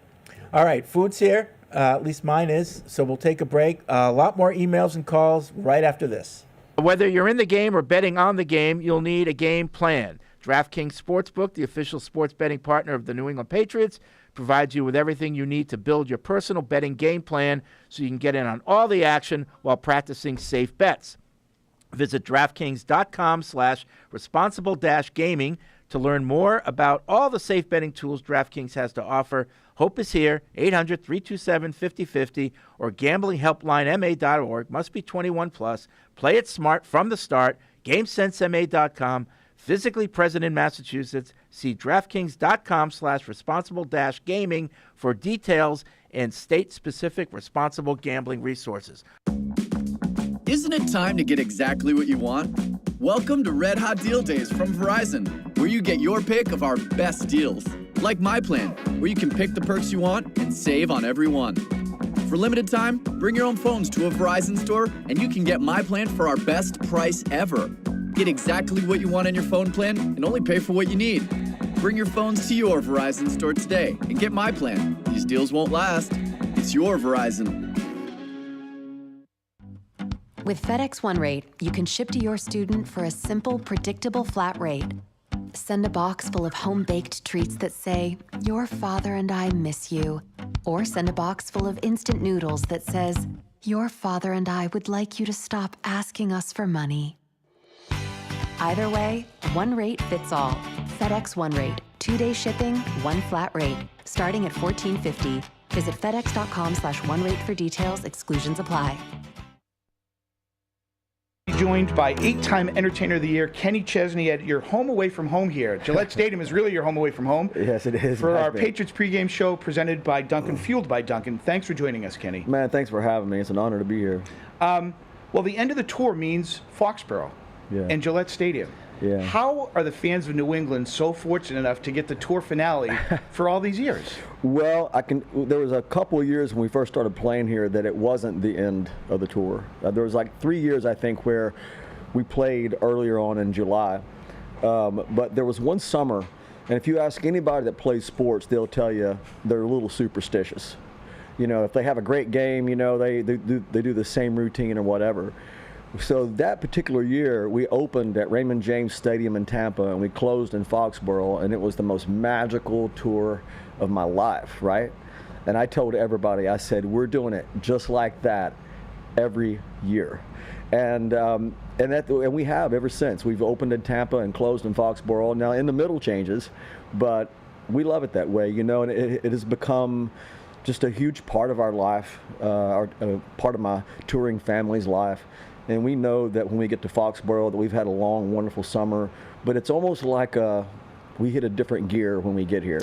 It's beautiful, and we don't take it for granted, and it's just a huge celebration for me and my road family. And I've got a lot of friends, obviously, in New England, and over the years have become really good friends with a lot of people in the Patriots organization and become family with Robert and Jonathan. And I think you can see that as a fan, as somebody who was here last night and in the pit, and at the end, the appreciation that your family has, there's like a little bit of relief, like there's a little light at the end of the tunnel because it's a grueling tour. It is. But the happiness and the joy that everyone seemed to have towards the end, it really in the audience, you can feel that. Well, I say it a lot. It's a lot like the last day of school. You know what I mean? Like you look forward to it, and you're tired, and you want it. In one sense, you want it to be over, but then again, you don't want to let it go. And that's where we are. We're in this bittersweet place, walking through the hallways here at Gillette and getting on the buses. And look, we've been in rehearsal since February, and been together since then. And we've been on the road. We started in Tampa in the middle of April. And so here we are, it's like anything else. It's you look at pictures from then, it seems like forever ago, but in your soul, it just seems like yesterday. And so it's bittersweet, to let it go, but to be here and to be back, like you said in the beginning, Foxborough has become, in a lot of ways, my second home, and the Crafts my second family in a way. So, it's just real special. It always is. Let's go back maybe 15 years ago when New England wasn't new to you. You were playing sheds. Yeah. I'm old enough to remember a place by the name of Great Woods. Who knows what it's called this week or anything like that. Yeah. What was the impetus, or why did you think, Kenny, or how did the genesis come about? You know what? Let's tackle stadium shows. This is going to be a barrier to break, and I think we can break through and do that. Yeah, especially in this area. We played the amphitheater outside of town in Mansfield, and we played that a couple of years, and you could just feel this energy boiling underneath. We could just tell that there was something special happening in New England, and everywhere we played, no matter if it was in the Boston area or if it was in Vermont or if it was in Maine or wherever, it was just crazy, or Rhode Island. It was a real unique connection. And there was, I think it was 2004, we did 2 or 3 nights at the amphitheater down in Mansfield. And that's when we decided, the next year we were going to try. We didn't know that we could pull it off, but we were going to try to do a couple of stadium shows. And that year, I believe in 2005, we played Pittsburgh, we played DC, and we played Foxborough. And it was just, I was stunned that we were able to do well. We didn't do what we're doing now, but I think we were really close to selling out the first time we ever played Foxborough, and it just became a tradition for us, But it was a big leap of faith on my part and Robert's part. I mean, it was neither one of us obviously knew we were going to become this good of friends, or we knew that we were going to be able to sustain this love affair, if you will, for I think tonight. This weekend will be our 22nd, 23rd, and 24th shows. Unbelievable. Yeah. And that you're now doing 3 consecutive shows at the same venue. That's I've never done that. Unusual. Well, I did that one time, never in a stadium, but we did it at Red Rocks outside of Denver one year. And this is the only time we've ever done 3 in a football stadium. You mentioned some of the moments, Kenny, and you've been involved with the Crafts in a lot of special moments outside of the music, which is unbelievable in its own sense. His birthday parties, acoustic show the night before the Super Bowl in Arizona. In his suite, down 28-3, who's he hugging on the comeback? Ring ceremonies, unbelievable things. I know. Do you have a favorite? Well, look, the ring ceremony was right up there. I I wasn't expecting that. But all of it, when you think about all those things, it's just, Robert and I have been in each other's lives in good times and bad times. And that's what family is, and that's what makes it so special. And it's, yes, we do business together, but aside from that, I mean, I feel like that our friendship is on a completely different level than that now. But if I have a favorite, it would be the ring ceremony for sure. But being at the Super Bowl down 28-3, and I kept telling Robert and Jonathan, they were upset at halftime. That was a tough halftime to be in the suite. You know what I mean? Exactly. So because they wear their feelings. I mean, they care about this stuff, obviously. But I kept telling them, just wait. And it's little by little, they just kept coming back. And I'm telling you, that was that's got to be one of my most favorite moments ever. Was that night they came back. It's an interesting snapshot into society. Here's a kid from Tennessee, and is now working on a 20-plus year relationship with a billionaire football owner. Yeah. Why do you think that relationship has endured, Kenny? Because it's authentic, honestly. We're not friends because of money. We're not friends. We're friends because we love sports, and we're friends because we love music.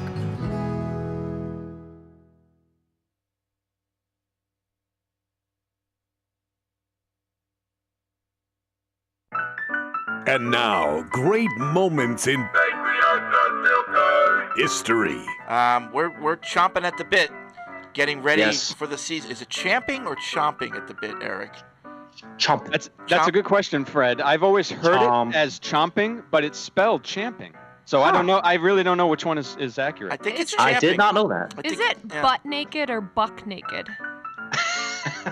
I've always wondered. No, it's a good one. I'm looking at you with a blank stare because I don't know the Great answer. one. That's a great one. I think it's buck, isn't it? Buck naked? Buck naked. Isn't it buck? So who's a buck? Like a buck? deer? Butt naked or Like Yeah. as in a deer is naked and you're like a buck? But wouldn't butt naked make more sense? Ooh. It wow, would. This Yeah, is this it is a would. whole topic. I have it right now. This is a whole topic on Merriam-Webster.com. While both buck naked and butt naked are used to describe someone who is fully nude, buck naked is the older of the pair. Buck naked. Buck naked. But what about the champing and the chomping? That's another great moment from All right, back here in Patriots Unfiltered. It's Deuce, Alex, Fred, Matt in the booth for an off-season edition here Thursday at Gillette Stadium. Getting a lot of calls, a lot of emails. Thank you for listening, even though we're in the dog days of the NFL. They're still listening to Patriots Unfiltered. Tell you what, doesn't matter. Win or lose, our ratings stay up there. That reminded me, Fred, we had a little email back and forth about flush it out and flesh it out. Oh, yeah. Right? And that sent me to my phone to search, and I actually that one's easy. When you flesh something out, you put meat to the bones. You Right. give it substance. When you flush it out, you get rid of it. So it's two completely different things.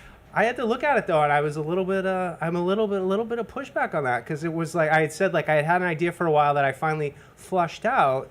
Correct usage, and then that was what it was. So I don't know. It's that's another one. Another one that always confused me is it'll tide me over. I always thought it was tie me over. Like, I'll have a little snack to tie me over. It's tide you over. I've always been TIDE. Yes. Yes. Yeah. Nuance of the English language. That's what Yeah. we do. All right. 855-PATS-500 is the hotline. But before I get to that, I just want to remind people to get your Brunt workwear because it's based right here in New England. So, you like the New England Patriots no matter where you live. Well, you should buy stuff that's made right here. Brunt workwear certainly is. They make work boots and apparel that are built for the job site. The gear is comfortable, durable, and named after the real workers in the trades that helped design it. You can even try Brunt out on the job, and if it doesn't blow you away, then just send it back. You can also save $10 on your first order at bruntworkwear.com/PATS or with coupon code PATS. So get your Brunt workwear now. There you go. Yep. Yeah. I'm gonna have some. What's some work going to on do. out there? There's a lot of laughing and. Matt, it's time to No. I didn't mean it like that. I'm just Wow. wondering. I'm just wondering what I'm missing. Yeah, he hears a good time going That on. felt pretty good. Is just say a Marine's name, and then he just was Yeah. ready to. I'll you want me to kill him? He just held up like a knife. Right. Yeah. No. I just yeah. people having Put a the good dog time. on I him. just want to know what's going on. Cleaning up from the messy game. Oh, You guys- Switek 6260. No wonder it was so fast. Quick. Yeah. Did anybody go to the messy game last night? No. Donated So my you tickets scored a to couple- some family You had a members. couple. Yeah. Yep. Yeah. Oh well. I worked it. You worked He had it. a couple goals. Yeah, 2 of them. Yeah. I went last year. It was Carlos awesome. Heel scored 2. Yeah. He's really good. I like Carlos Heel. He's really, really good. Yeah. I don't think people outside of Revs fan understand how good he is. Yeah. He's Get LePan on that. Tell the people. Yep. Sing it from the mountain. Let's see, who is this? This is Justin. My question is, how much of a concern, if any, is there for McDaniels not calling enough plays to feed Diggs? With his past history in Buffalo about wanting more targets and McDaniels having a stigma that on any given game anyone can produce below average numbers, do you have any concern that there will be tension there? That's Justin from Chicago. We'll talk about that in a second. But he says also, I appreciate the off-season topics to get me through the work days. So to help you out, would you rather always have to sing instead of speak or dance everywhere you walk? I'll sing. I'd take the opportunity to sing all the time. So instead of speaking, everything you say is a song, or you dance everywhere you walk. I could do That's either. tough. I could honestly. do either. Yeah. I think I'd rather do the dancing. How about both? I think it would getting annoying to everyone Singing around. would be more Yeah. annoying. It's like, It oh, depends there he if you're goes good or again. Can he just say it? Does he have to sing it? Yeah. In What response if to the you rap question, like everything? I just point out Devontae Adams had 1,500 yards and 14 touchdowns under Josh. So, he's the number one receiver who was very productive with him. So I get the concern though. You want to keep Steph happy, and Yep. But again, when him talking about getting my other teammates open and being part of the system, and it wasn't just at the end he's like, I can get open when I need to, but it's my teammates as well, and that's the stuff you like. But Yeah. hey, welcome to Diva Receiver. We got to make sure he's Yeah. happy, right? Would you rather be trapped in a horror movie or a zombie apocalypse? Oh, zombie apocalypse. You'd rather Horror be trapped movie. in a zombie I thought apocalypse? about it a lot. Horror yeah. movie. Those people in Yeah. horror movies are so stupid. Yeah, oh yeah, he'd be smart. He'd be like, I'd be way smarter than them because I'm way smarter than them when I'm watching the movie. no. The biggest thing that concerns me about a zombie apocalypse is I wear contacts, and I'm like, that's gonna get dicey pretty quick if I can't get contact lens solution. Well, maybe I they might have would to wear my skip glasses, you. and then my Maybe glasses they break, I'm wouldn't dead. want you. Like, did you see World War Z with Brad Oh, yeah. Pitt and Yeah, the yeah, zombies like yeah. skip That's over fast people who are zombies. ill, but Right. they're ill or have some flying. ailment, so they're like, we don't need you in our army of zombies. I think our culture is generally obsessed with wouldn't it be cool if I just was living off of cans of soup with my gun in my basement? I There's so many people who just have that fantasy. Yeah, about and if it living ever in, did happen, ended- they'd poop their pants. I know. The whole prepper subculture of having Doomsday preppers. yeah, got all kinds of Survivalists. supplies ready, survivalists, and they're just waiting for it'll be great when we can finally just live in the woods and have to hunt animals and. It really would be great.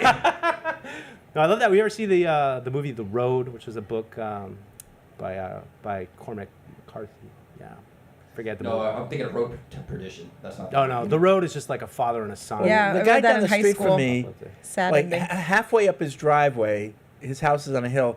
He just put in this iron swing Oh yeah. gate. Oh, he's in. Like Yeah. why? Like, Yeah. well, who The are you stopping? apocalypse. This is my thing. Does he have a fence No. in his yard? It's my pet peeve when people put in these huge driveway gates, but they don't have a complete fence. It's Right. like, what are you keeping out? Like, yeah, like what's going People. on up there that you don't want cars driving up? That's got to be a status thing. Look at me. I can No, afford but that. it's not even like a good, like a wrought iron or nice With some fence. gargoyles. It's just like something you'd see in a farm. And it's Okay. just a metal thing that swings and locks halfway up his driveway. It Yeah. doesn't even look nice. Yeah. So like I don't know. it's obviously there to keep people from getting close to the house. Yeah. So why? Like, what are you doing? Making meth in your basement or something? No, the apocalypse. He wants to keep the Kershers are going to run out of Yeah. food. And they're going to come So, looking for Hey, some the food. and Cape he's in the gonna be like, wintertime gets Not desolate. here, buddy. Yeah, it's weird. All right, hotline. Nelson's in L.A. What's up, Nelson? Oh, Nope. he was in L.A. Now he's gone. Emery's in Virginia. Hey, Emery. Emery. Wow. Oh, God, wow. like, Two wrong number. calls to. Okay. I thought I was calling Falgar and Maz. Curtis in St. Louis writes in, says there's been a lot of talk recently on what would justify a successful season, whether it be wins or making the playoffs. A successful 2025, in my eyes, comes down to two things.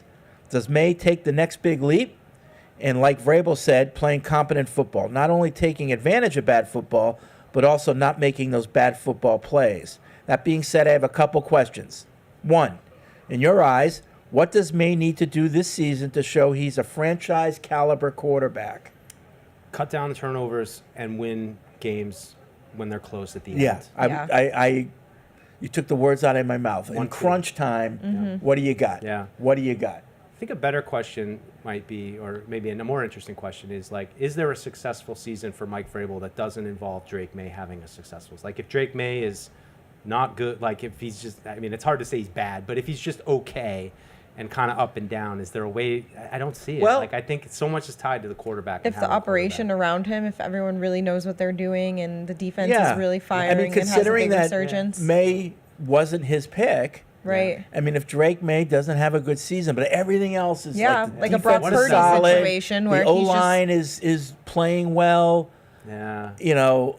And then like game on the line at the end, and Drake just throws a pick, and you're like, oh to no. me, that's a nightmare for a lot Right, of us because now it's like, oh, we got everything else going. Now we're still looking for a quarterback. Right. I can't see that being, Yeah, and that goes back you to know. us being in fantasy land right now, where you're like, Drake May still might be the best quarterback of all time. We don't know, But once you start getting reality, do you lose that belief of that he might be the guy? And it's just that's the worst place to be, I think, as a fan base, is to not believe that your quarterback could be the guy.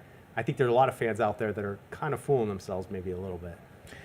The second question he has is, where are you with the signing dilemma going on with basically all of the second-round picks? Ultimately, do you think the players will get fully guaranteed contracts, and should the Patriots get ahead of this thing and just sign Henderson to a fully guaranteed contract so there are no distractions going to training camp? Is that the holdup? I think the Texans and another team kind of not set that precedent, but did it with their guys. So now the agents of these second rounders are just trying to use that as leverage. That's, to my understanding, what the issue is. I thought they were slotted. I don't know. I honestly don't put much time or thought into like this. Not all, my 'cause money, it not all my seems problem. to just like work out with the contract signing. In the past, before the slotting stuff, it was a little bit more tenuous when the signings weren't happening. But I know that, like you said, there are some different deal points now that are becoming precedent that are complicating some of these decisions. But ultimately, I'm not really too concerned. I think that everything will be figured out by training camp. Jake in Bedford writes in, "What's up, crew? Did you catch Joe Mazzulla on Edelman's podcast?" Not yet. A little bit. Did you? My commute on the way home. He mentioned in one of his old chats with Belichick that Bill would bring in special operatives before the season to speak to the team. Edelman said he would learn cool tricks during these sessions, such as tactical hand maneuvers. Do you think Vrabel will bring in any guests like this? I think a lot of coaches do that. Yeah. I know Bill's brought in like Navy SEALs and things like that. Yeah. No, it's always part of the. Yeah. That's the stuff I love, like the coaching, pulling out, going to this movie or team Yeah. building activities. Those kind of things. Try to get guys speakers, all that stuff. I think Bill brought in Ryan Holiday too, the author. He wrote a lot of books on just like the Stoics, and I think he helped Bill. Was it Robert Greene who wrote 48 Laws of Power? Yep. So Ryan Holiday was his like researcher, intern or whatever, and he brought him in. Which, by the way, quick recommendation: there's a documentary out there right now about American Apparel and like Oh, the I heard it's psycho excellent. guy who was way into the Yeah. 48 Laws of Power and ran that whole business by that, and basically terrorized everyone who worked for him. P.S. Shame, Mazzulla great also company. let slip that some Patriots players opted to try out getting waterboarded. Oh, Which- to see what it was like? Yeah, which Wow. PU member do you think would be tough enough for that? I think my guy Paul would fare the best. That's tough, man. I mean, Calls from Todd. Can we try waterboarding him? Oh my God. no one will be waterboarded. That is interesting, though. That's like guys were signing up to see what that was like. Yeah. But is that what Missoula's doing today? Like, Who wants to be waterboarded? Like, Yeah. coach. Just like you get water up your nose, it's nothing. Oh, man. Oh, really? Have you done it? Really? all right, I volunteer Matt then. Yeah. I think Matt would be most likely. So basically, you have to just like understand that, yeah, I'm going to have water up my nose and don't freak out. You're not going to drown. They're not Yeah. going to let you die. Don't freak out. Yeah, it might feel weird and but don't freak out. I mean, in an actual waterboarding torture situation, to keep that mentality is crazy. But if you're doing it with your friends, you're not going to die. Right. Well, with your friends, you're I don't not. know. friends, Matt. My friends aren't professionals. Yeah. So We what were is it just waterboarding and Johnny just died. So what is it like? They put you kind of upside down with like a wet towel over your Just face. lay you and flat, they- yeah. Dump towel on a your face and 5-gallon pour the water bucket. right on you. Yeah. Yeah. We could do it. You're a little bit slanted back, though, right? Your head's a little bit lower than your feet. Is that right or I no? mean, that's probably the right way we do. We were laying flat on a picnic table. When we did it, Okay. so. All right. Picnic On a table. picnic table. Yeah, that's what we had in Afghanistan to eat off of. If you rolled That's what over, we you had got in into the mashed Afghanistan. potatoes, Yeah, right. or you know. This is where we eat. This is where we get waterboarded. Yeah, potato salads over here, waterboards over here. You think we'd get flagged on YouTube if we tried to do that? Waterboarding? Each other? In the studio? It'd be a mess. I'll do it. I'll try it, sure. Evan will All right, Evan, after Evan subscribe gets to the married, he'll YouTube be like, I want to get waterboarded. See, now, if you waterboarded Paul with Diet Pepsi, he would just take it in. He would be like, yeah, like heaven on earth. Put it up my nose, put it up my ass. It doesn't matter. It's Diet Pepsi. I'll take it any hole I can get. Yeah, the first time I saw Paul snort Diet Pepsi, it was a little disconcerting. Yeah, it was weird. That's how he likes it. Yeah, well, yeah, he has an IV at home. He has the clicker in one hand, and he's got the drip. IV. And He dehydrates it into little tablets to snort, crush up, and. Yeah. Just kidding. Oh boy. Love you, Paul. Justin writes in, even if it's the dog days of the NFL, Patriots Unfiltered is by far and away the best sports podcast and just the best sports media in general. Wow, that's really nice. Wow, Thanks, Justin. Thank you. Your T-shirt's on the way. No, have we created new T-shirts yet? What's going on with T-shirts? I've been sending out. Matisse found a box upstairs, so I've been sending them out to people who. Oh, he found a box, but I want to make new ones that are higher quality. I don't know where we're at with that. That's above my pay grade. Okay, so we'll send Matisse an email. Just say Fred said. Okay, I'll do we it right now. want to make more careful. T-shirts. He's probably about 6 high noons deep right now. On his Everyone has a great array of opinions and personalities. All of you are unique and fun to listen to. I'm always looking forward to every Tuesday and Thursday because I know the PU crew is going to drop another great episode. Oh, that's really nice. Very nice. I really appreciate it. And of course, for those of you who are new to the show during the season, it's Tuesday, Wednesday, and Thursday. Yeah, that's coming up too. I really appreciate people thanking us, though. I mean, it feels a little strange at times because I love what I do and I love talking Patriots football, and nonsense is probably my favorite thing. And it's always strange to me when people are like, thank you so much for what you do. I'm like, thank you. Like, I love what I do. So it's great that people take enjoyment. I had the AC guy, like I said last week or 2 weeks ago, and when he was done, he was like, yeah, just so you know, I listen all the time. You guys do a great. And I'm genuinely like, really? Yeah. Wow, thanks. Yeah. That'll never become new to me. No. I mean, become old to me. Yeah. No, it's cool. Appreciate it. I'm glad people take enjoyment from it. 'Cause it's enjoyable to produce. Jeff in Canada, do we know anything about Vrabel's stance on starting people or playing starters in the preseason? Some teams, it's not hard at all. In the past, we're used to at least a few quarters of starters. What are your thoughts? That's a great question, actually. That makes me want to go look at Tennessee and how they handled it there.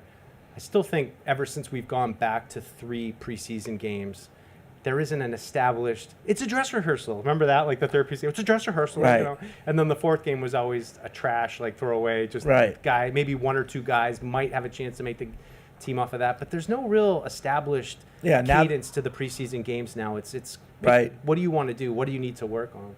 It's what's the state of your team? Yeah. Are you breaking in a new quarterback? How young? How old is your team? Coaching staff? There's so many variables that change it when you only have 3, and we know eventually it's only going to be 2. Yep. Yeah. So then these joint practices, the importance of joint practices are going to really ratchet up. Yep. Good barometer, the joint practices. Yep. You could watch training camp for just the Patriots practice all summer. You come out of it. I think that was 2020. I have no idea what this team is, but with joint practices, I think you get a little bit of a sense. Emery's back on the line in Virginia. What's up, Emery? Emery. Okay, this is 0 for 2. Okay, well that's poor to me. Sean's in Vancouver. Hey, Sean. Hi, Fred, Mike. Hey, Sean. Alex. Great to hear you all. I love this show. I agree with everyone who wrote in. I just have one question about that, though. Is there room for all 5 of you in the studio? Because I don't really see that happening. There's always someone not there. No, it's not. No, there's 5 spaces, but it's summer. Vacation. People take time off. Oh no. Okay. Yeah. But during the regular season, Alex, would love to see you come in even more. I think it's the one thing I setup. wanted- It depends what setup we have. Yeah, we can this desk setup, we have 5. With the desk, we can do 5. With the seats is 4. I think we're going to stick with the desk for now. Yeah. Because we've been bringing players in for interviews. Yeah. Right. Yeah. I'll come in more during the season for you, Sean. Thank you. I appreciate Alex it. Poppin. Just for you. I've been thinking about this quite a bit, people predicting games for the season, and I came across a website today that really had me impressed with the way they did it. It's called Past Godfather. and they broke down the schedule in terms of paths, and the different ways they broke it down is one group is have to win. So it's like 6 games they consider have to win games, the ones that they feel really good about. Next group is should win but won't be easy. Third group is should lose but not surprised if Pats win. And the last one with 4 games is already penciled in as a loss. Need a fluke to win that one. And that's, I think, was a really good way to look at it, because there's ways to set up expectations in terms of the schedule and like how you're going to feel about each game. And if you win one of these already penciled loss, like you can have a big celebration, like, wow, we beat the Ravens. That's amazing. Yeah. So I'll leave you with that. Thanks. Oh, and, well, did you do it with the Patriots? I had to pull the schedule up right here, right now. Just to Yeah, no. This website is all about the Patriots. Yeah. So what they got? Did you do it? What did we come out as? No, I agree completely with them. Like the way they have it in terms of like. No, I understand. I understand how they divvied it up, but what did they come up with as the record for the Patriots? Well, they don't even have an actual record. They say this is the roadmap to 10 wins for a playoff berth. So they don't even give their fact that, because this is what we think will happen. This is what we break it down as a way to see it. And I agree with that. Like, I can't predict the future. I don't know. There's so many things that are going to happen, like with injuries and with the way things go for other teams. But just a way to think about it beforehand, this is a good way to set your expectations. Okay. All right. Thanks, Sean. I expect to win every game. I don't know about you guys, but I go in every game thinking we're going to win. Yeah, I mean, at Cincinnati, not throwing last year's result out of the equation. Oh, here we go. At Baltimore and at Buffalo, like those three seem like those are going to be tough. They're going to be tough to get wins on the road against those teams. Last year's Patriots team did it, so it's not impossible. But if you're going to win 10 games, you're probably going to have to win a couple games you're not supposed to. Yeah, I mean, the rest of them are all just feel like wars. I mean, that's how I kind of, it's like those 3 games probably tough to win.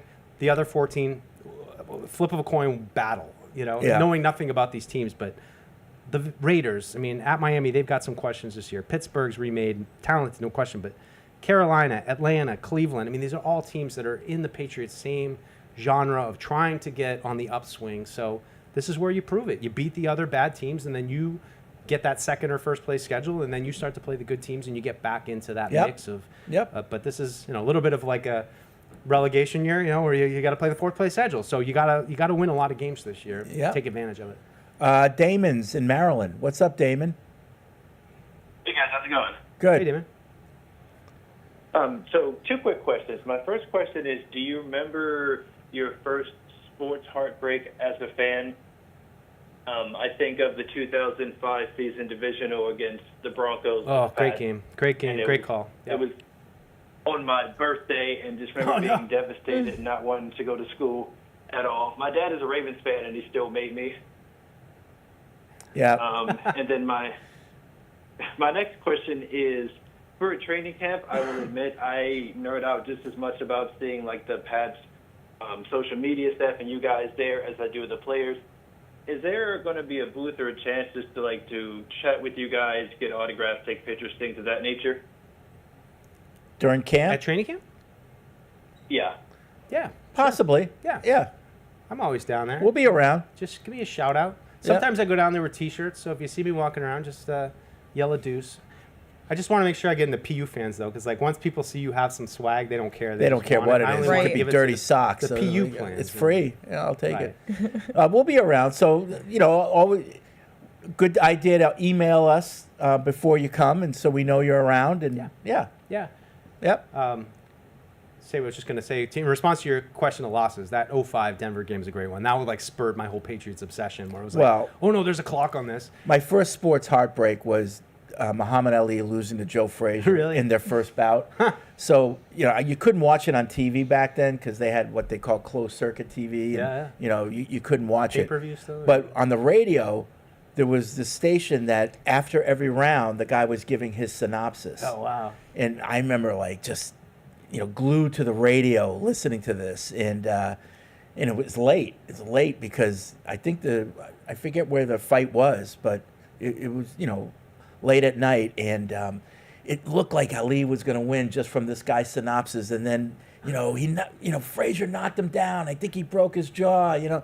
So you never know. And then Frazier got the decision. I was just devastated. Oh, man. I was just devastated. What an interesting way to watch a sporting event. Or Just listen. getting it, listening to it. And what would he be doing while the fight was going on? Well, he couldn't. So they'd go back to regular programming. Oh, okay. And then after the round, he would give his synopsis. And I was just, every word he said I was glued to. Yeah. And then Ali lost, and I was just devastated. The Bruins' losses in the Stanley Cup Finals, I think it was 88 and 90. Those really hurt me.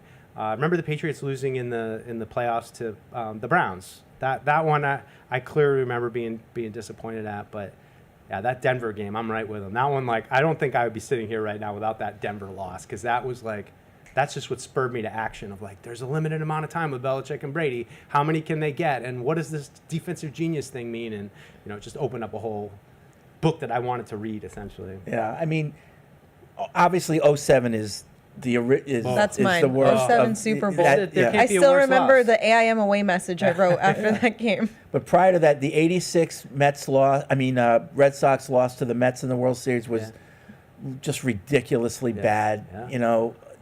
They should have won it in the 6th game, and when they didn't, I made a sign and I put it out on Com Ave. I said I forget what it was, but if there's justice on earth and a God in heaven, the Red Sox will win this series in 7. So I put that sign out in Com Ave. I was so convinced, all right, they're going to win this thing, and they didn't win it. I was so mad. Did you hear people honking at your sign and support and stuff? Well, I just left it there. I didn't stand. Just set with it, forget it, walked away. I didn't stand. Just sending a message to the fans, but Right. hey, I know it'll be received. I don't need to sit around and watch it. But that was bad. Yeah. I was a Denver Broncos fan, so I had a lot of heartbreak in those Super Bowls. I mean, 07 to 2014. I mean, or I guess I say 2004 to 2014. That 10 years of every one of those last Patriot losses was devastating and heartbreaking, and in different ways. The '85 NBA playoffs when Magic hit that little hook over the middle to end the game. Yep. That killed me. Yeah. That was a tough one. Yeah. Yeah. So better to have been there and lost than never to have been there at all, right? It's too bad we don't have Paul here to chime in about Northeastern losses. Oh well, yeah. I mean, his thing started when he couldn't get into Northeastern, right? He had no. It's not that he couldn't get in, but BU was the only one that would give him money or something to play baseball. So he And chose ended up a BU. Hall of Famer. Good move He by regrets BU. it to this day.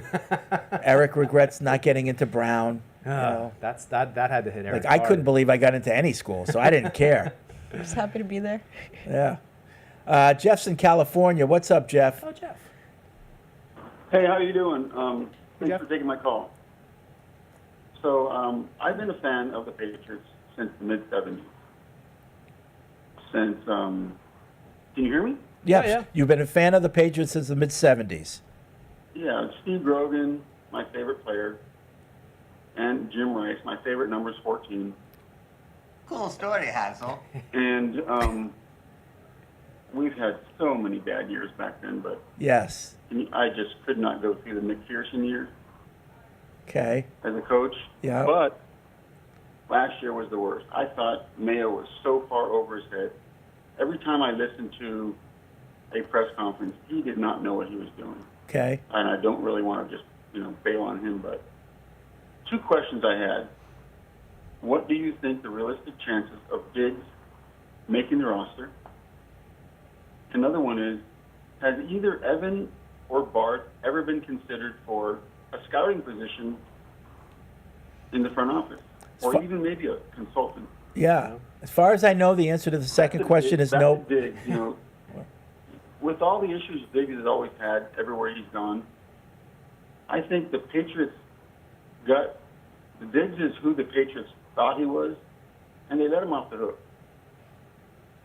What do you think? Who's he talking about? Was that Diggs, you said? They let him off the hook when? Because of the boat thing, or what are you talking about? Well, because of the substance, the pink substance. Oh, I don't know what happened behind the scenes there. So apparently, that was dealt with internally. So I don't know if they let him off the hook or not. But thanks for the call, Jeff. I mean, right now he's working out with Drake May and saying all the right. That's all I care about. Yeah. I don't care what he does on a boat. I care what he does when he's here in Foxborough and on the playing field. And if he does well there, I don't care what he's doing. Yeah, the bottom line is, can he help Drake May get to the next level? And that's what we've talked about plenty over the last couple of years, is you need to put talent around these young quarterbacks. And I think he's doing all the right things. So I get it, but you're right, Fred. I mean, I think that's going to be long forgotten. Yeah, I don't want him to, commit crimes or, hurt people. Obviously, we're not going to tolerate that, but, yeah. All right. Mike's in New Jersey. What's up? You got a sub, Mike? Jersey Mike. Yeah. Is that Mike? Mike. Jersey Mike. Is that your name? What's up? Hey. No, I'm a young Patriots fan. I can't hear you. Talking to the phone. Hear me? Kind of. Okay. Mike. All right. Yeah. We're going to move on. Oh, no, Jersey Mike. We're going to move on. Let's see. George writes in, I think you guys are doing a lot of great work. Thank you. I'll be coming up to Gillette Stadium to see training camp. Will players be signing merch?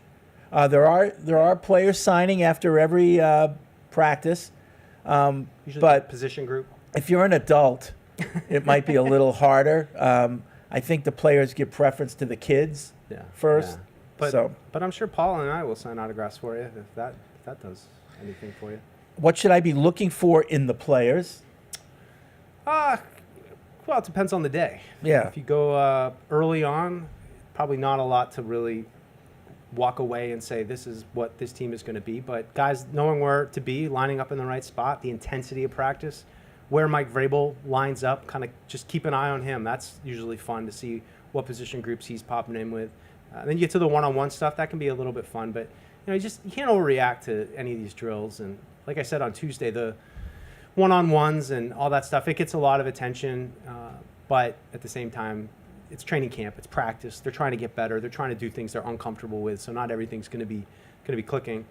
But one more thing I was going to say too earlier was I thought it was interesting. Vrabel said during this spring, and it goes without saying, but just to hear him explicitly say, like, the quarterbacks will let you know who they like because that's who they throw the ball to a lot. Mm-hmm. So as much as sometimes we rail on people who keep stats at practice, which you add it all up, and it's tough to get the true meaning of it. But I do think that there is value when you look at the number of targets that a certain player has during team portions of drills. So those kind of things, good to keep an eye on. And then once you get to joint practices, there's plenty to watch. I mean, take your pick. I mean, you have one-on-ones going here for the defensive and offensive line. You've got cornerbacks and wide receivers. You've got linebackers going against running backs and tight ends. It's just a potpourri of football things to watch. So that's why the joint practice is such a great take, because there's just, no matter where you're sitting, there's going to be something going on close to you. And especially with these two teams they're going to be practicing against, although Minnesota will be in Minnesota, but talent all over the field. Really fun. Let's see. Dan in Rhode Island has a over and under. Okay. Ready? Let's see. Drake May, over under, 4,200 passing and rushing yards. So combined. That's a lot. Under. I'm gonna go under. It seems So like how many rushing yards do you think he'll have? Enough. Do you think it's more than 300? No, that's probably like a decent number. I think somewhere in there. I mean, the question is just how much are they really going to design runs for him? I think it's going to be a pick your spots with that. Talked about in the red zone, using read option, stuff like that to give the quarterback a little bit of space to make plays. It's a lot harder to defend when you have that extra guy holding onto the ball. So I'd like to see that. I don't need to see Lamar Jackson. I don't need to see Jaden Daniels, where you're consistently getting into that stuff when you're in your conventional offense in the middle of the field. But the sneaks, the third downs, nothing's open and he carries it, those plays, 300 sounds about right to me, I think. I don't know. 350. 350, all right. Marcus Jones, over under, 1.5 touchdowns. Oh, let's go over on that one. Really? Yeah, sure. Marcus Jones gets a punt return and Okay. a pick six. Okay. Harold Landry, over under, 9.5 sacks. That's a really interesting number. I want to say over, but I'm so worried it's going to be under, and they need so much of him Well, as long as a lot of people are getting sacks, I don't think you need that double. I'm gonna say under. And let them do it by committee. Yeah, but I think he needs to be 7, 8, 9, kind of an impact to really for the offense to really be humming. Okay, Carlton Davis, 2.5 interceptions. Well, can't throw at Gonzo. You're gonna have to throw at him, I guess. So. I'm gonna say over. Go with him. Yeah. Sure. Jared Wilson, 5.5 starts. Ooh. Interesting. I'm gonna say under just because we haven't even seen him yet. But I think that's, again, like the Landry one, great questions that really get to the heart of I'm what gonna this say team over. is this year. See, that's great. I mean, if he's able to come in and win a starting job and, wow, a rookie, they believe in a rookie this quick. And hopefully not by necessity of injury.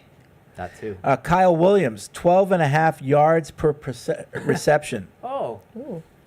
I'll go over on that one. I think he's going to be a. Oh yeah, you think he'll be I don't think he'll have a bigger lot of play plays, guy? but I think he's got the downfield catching skills and a little savvy to get off the line. And finally, Mike Vrabel, 0.5 Microsoft Surfaces broken. Has he been known to throw those? Is that? I hope it's under. I hope it's under. I don't need anything getting Braves that mad. He's got to break some tablets. Okay. Let's see.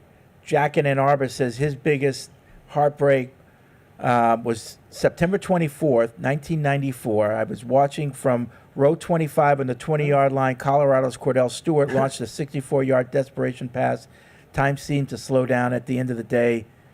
It fell into the arms of Colorado's Michael Westbrook to give Colorado an improbable, miraculous 27-26 win. Ah, I like those Colorado teams with Eric Bieniemy and were those days. Wasn't Ty Law involved in that game? I don't know. That was against Michigan? Yeah. I don't know. 94? Might have been. Yeah. I think he was. And Probably. then he got drafted here in 95. Yeah. I think. So he must have been. I think, if I'm not incorrect. I barely know what happened in college football last year.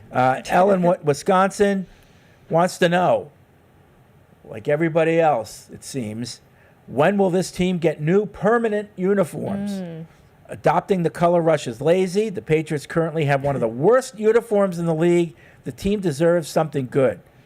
Put Alex in charge. I would certainly trust her decisions. I appreciate that. Like, when did this thing start that the Patriots uniforms were so bad? Now, I get the blueberry. I don't like the whole blue on blue. I never liked that from day one. But I don't mind the blue on gray. No, me neither. Paul's dirty pants. No, I like those uniforms. I think that should, you could update those a little bit maybe. But did people call in and complain about the uniforms before they made that switch? Did people complain about the uniforms they wore winning? Like when it went from championships? Bledsoe blue to Dynasty era? I love those uniforms. I feel like so much of it has to do with the performance, too. Yeah, but that's what it is, right? Like, that's when people, to me, if they came out in those uniforms, first game of the season, unbeknownst to anybody, I would be so jacked up because all of a sudden it's like, the real Patriots are back, Mm-hmm. Yeah. I don't know if I'm going to get that. But nowadays, what's the year increment where you're allowed to change them? I don't know. I don't know. Yeah. But you have the rivalry uniform. They'll wear that one game this year. I think you almost have to give a 5-year notice or something like that because of supply chain and, because Nike, who makes all, they invest a lot in making these uniforms and they have to have some warning that, okay, we need to run out on this inventory before we start a new one. And then you don't want to give people too much of a heads up that, we're going to have new uniforms because then they'll stop buying the current one. Yeah. Right. So it always comes down to money, folks. Yeah. Always comes down to money. The rule of life. But it bugs me when somebody's like, I forget which player it was, just got a Tom Brady. Was it Brown? It might have been.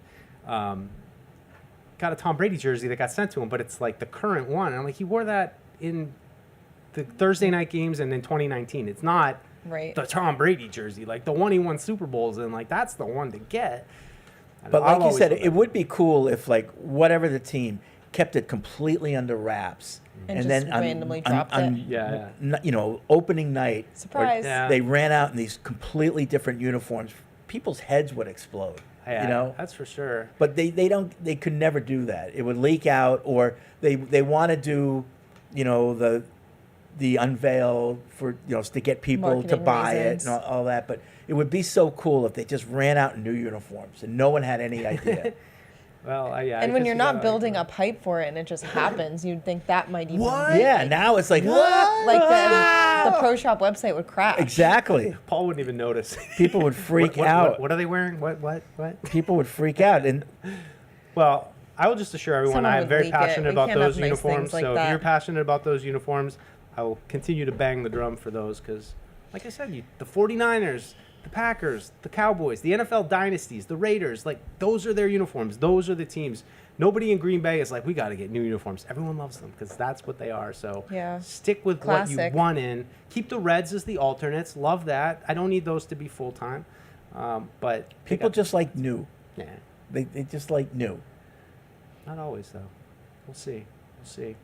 Yeah. People are really picky. I mean, I like, the reactions to there's going to be two divisions, the AFC East and I think the NFC West, that are going to have the rivalry uniforms this year. We'll see how those are. Oh, I can always. This is how it always goes in the blog.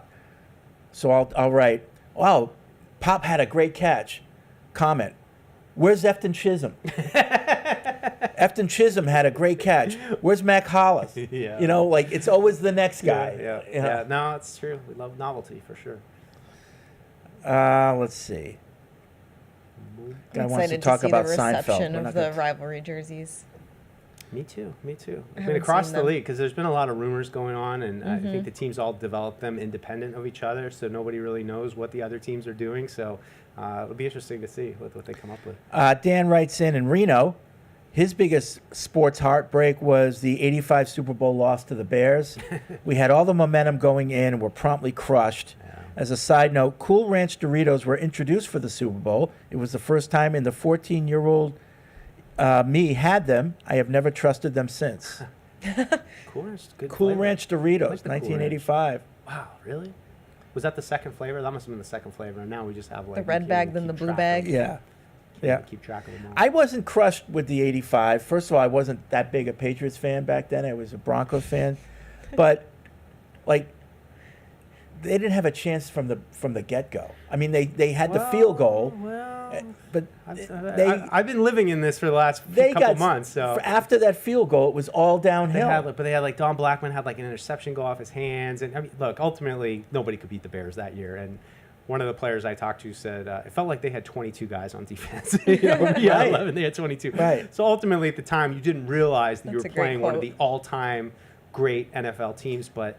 To me, I had 4 quarters to prepare myself that they were this thing's over. No, they ran out of steam for sure. But I talked to Patrick Sullivan a couple weeks ago. Interviewed him for probably talked to him about 45 minutes. It was just awesome. I mean, this is the son of the founder of the Patriots, and he's got a great perspective on that season. He became the GM a couple years earlier.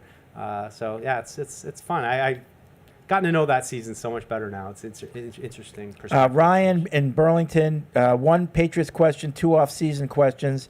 1, are we underestimating how little or how low our depth is at certain or key positions?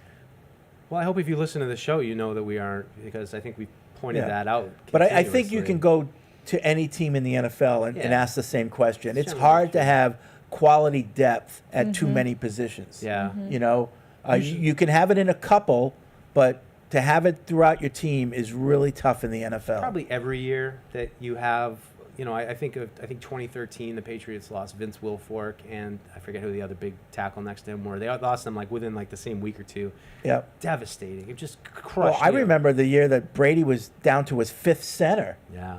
It was like the center position just kept getting killed. Yeah, I mean the quarterback is always its unique piece, and any team loses their starting quarterback, it's going to change. But Paul's pointed out Will Campbell's health, and if he goes down, Vidarian Lowe, who's injured You're back right to now, where could you be were. right back where Right. he was. Yeah. I think Spillane, I think Harold Landry, Yeah. some of those select Any of these guys. people. But Yeah. look, if one of the safeties went down, all right, we'll kind of figure it out. You don't want to lose Davis or Gonzalez, but you have some depth there to try to. For a game Marcus or two, Jones. maybe you can figure it out. But there's a Yeah. handful of spots.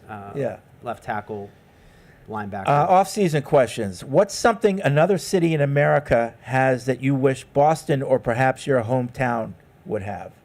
Florida's Brightline. Florida's what? The Brightline train. Oh, It's it's good? fantastic. Okay. Why don't we have that? Okay. Our transit's terrible. So your answer isn't nightlife? No, I don't care about that You anymore. don't care about that anymore? I'm 30 now. Okay. Yeah, maybe just like a better grid to get around the city. Yeah. Yeah. Like LA was like you're like, oh, I get it. I'm on Pico here. I'm going to be Yeah, on Pico but it there. takes like, you a it's million. one line. Yeah, but you don't want the traffic. I still drive around in Boston, and I'm like, oh God, where am I going? Single way. Boston's not that hard. If you learn It's not that if hard. you learn 4 or 5 of the major roads, you'll never get lost. It's not that hard. It's just the traffic that accumulates. Yeah. Because it's, I don't know. But then you go into like Florida where it's, so, I feel like it's just strip mall traffic light, Yeah. strip mall traffic light. That's so, I don't know. Good barbecue? That makes me Yeah. appreciate. Good barbecue. And this is a question for probably Alex, as I haven't been there in years. Is the Seaport overrated? So I feel like the Seaport is just like a propped up corporate neighborhood. It's just like restaurant. There's one grocery store. It's a Trader Joe's, which to me isn't like a real. I love Trader Joe's, but it's not like a real grocery store, and it's small. So what does everybody and there it's so get their groceries? expensive. Yeah, the That's a great Instacart. question. I don't know. They eat out every Instacart, night then? because they're all Well, they're rich. so rich, It's like the- exactly. it's the Uber Eats generation now. And it's like, who can afford to actually live in those condos? I don't know. People do. A lot of our players do, but I don't know. I can't fathom it. So I'm like, who are these people? What are they So doing? what about not a place to live, but a place to just go out? I think it's cool to hang out. I like the ocean, but then I'm just like, I miss when it was the Whiskey Priest there and all those dives, and now it's just You're getting old, Alex. so built up and so expensive, and this it's isn't kind of like hard to get in and out of. Like, you need a car, but then where do you park the car? It's so expensive. Harvard Yard. Yeah.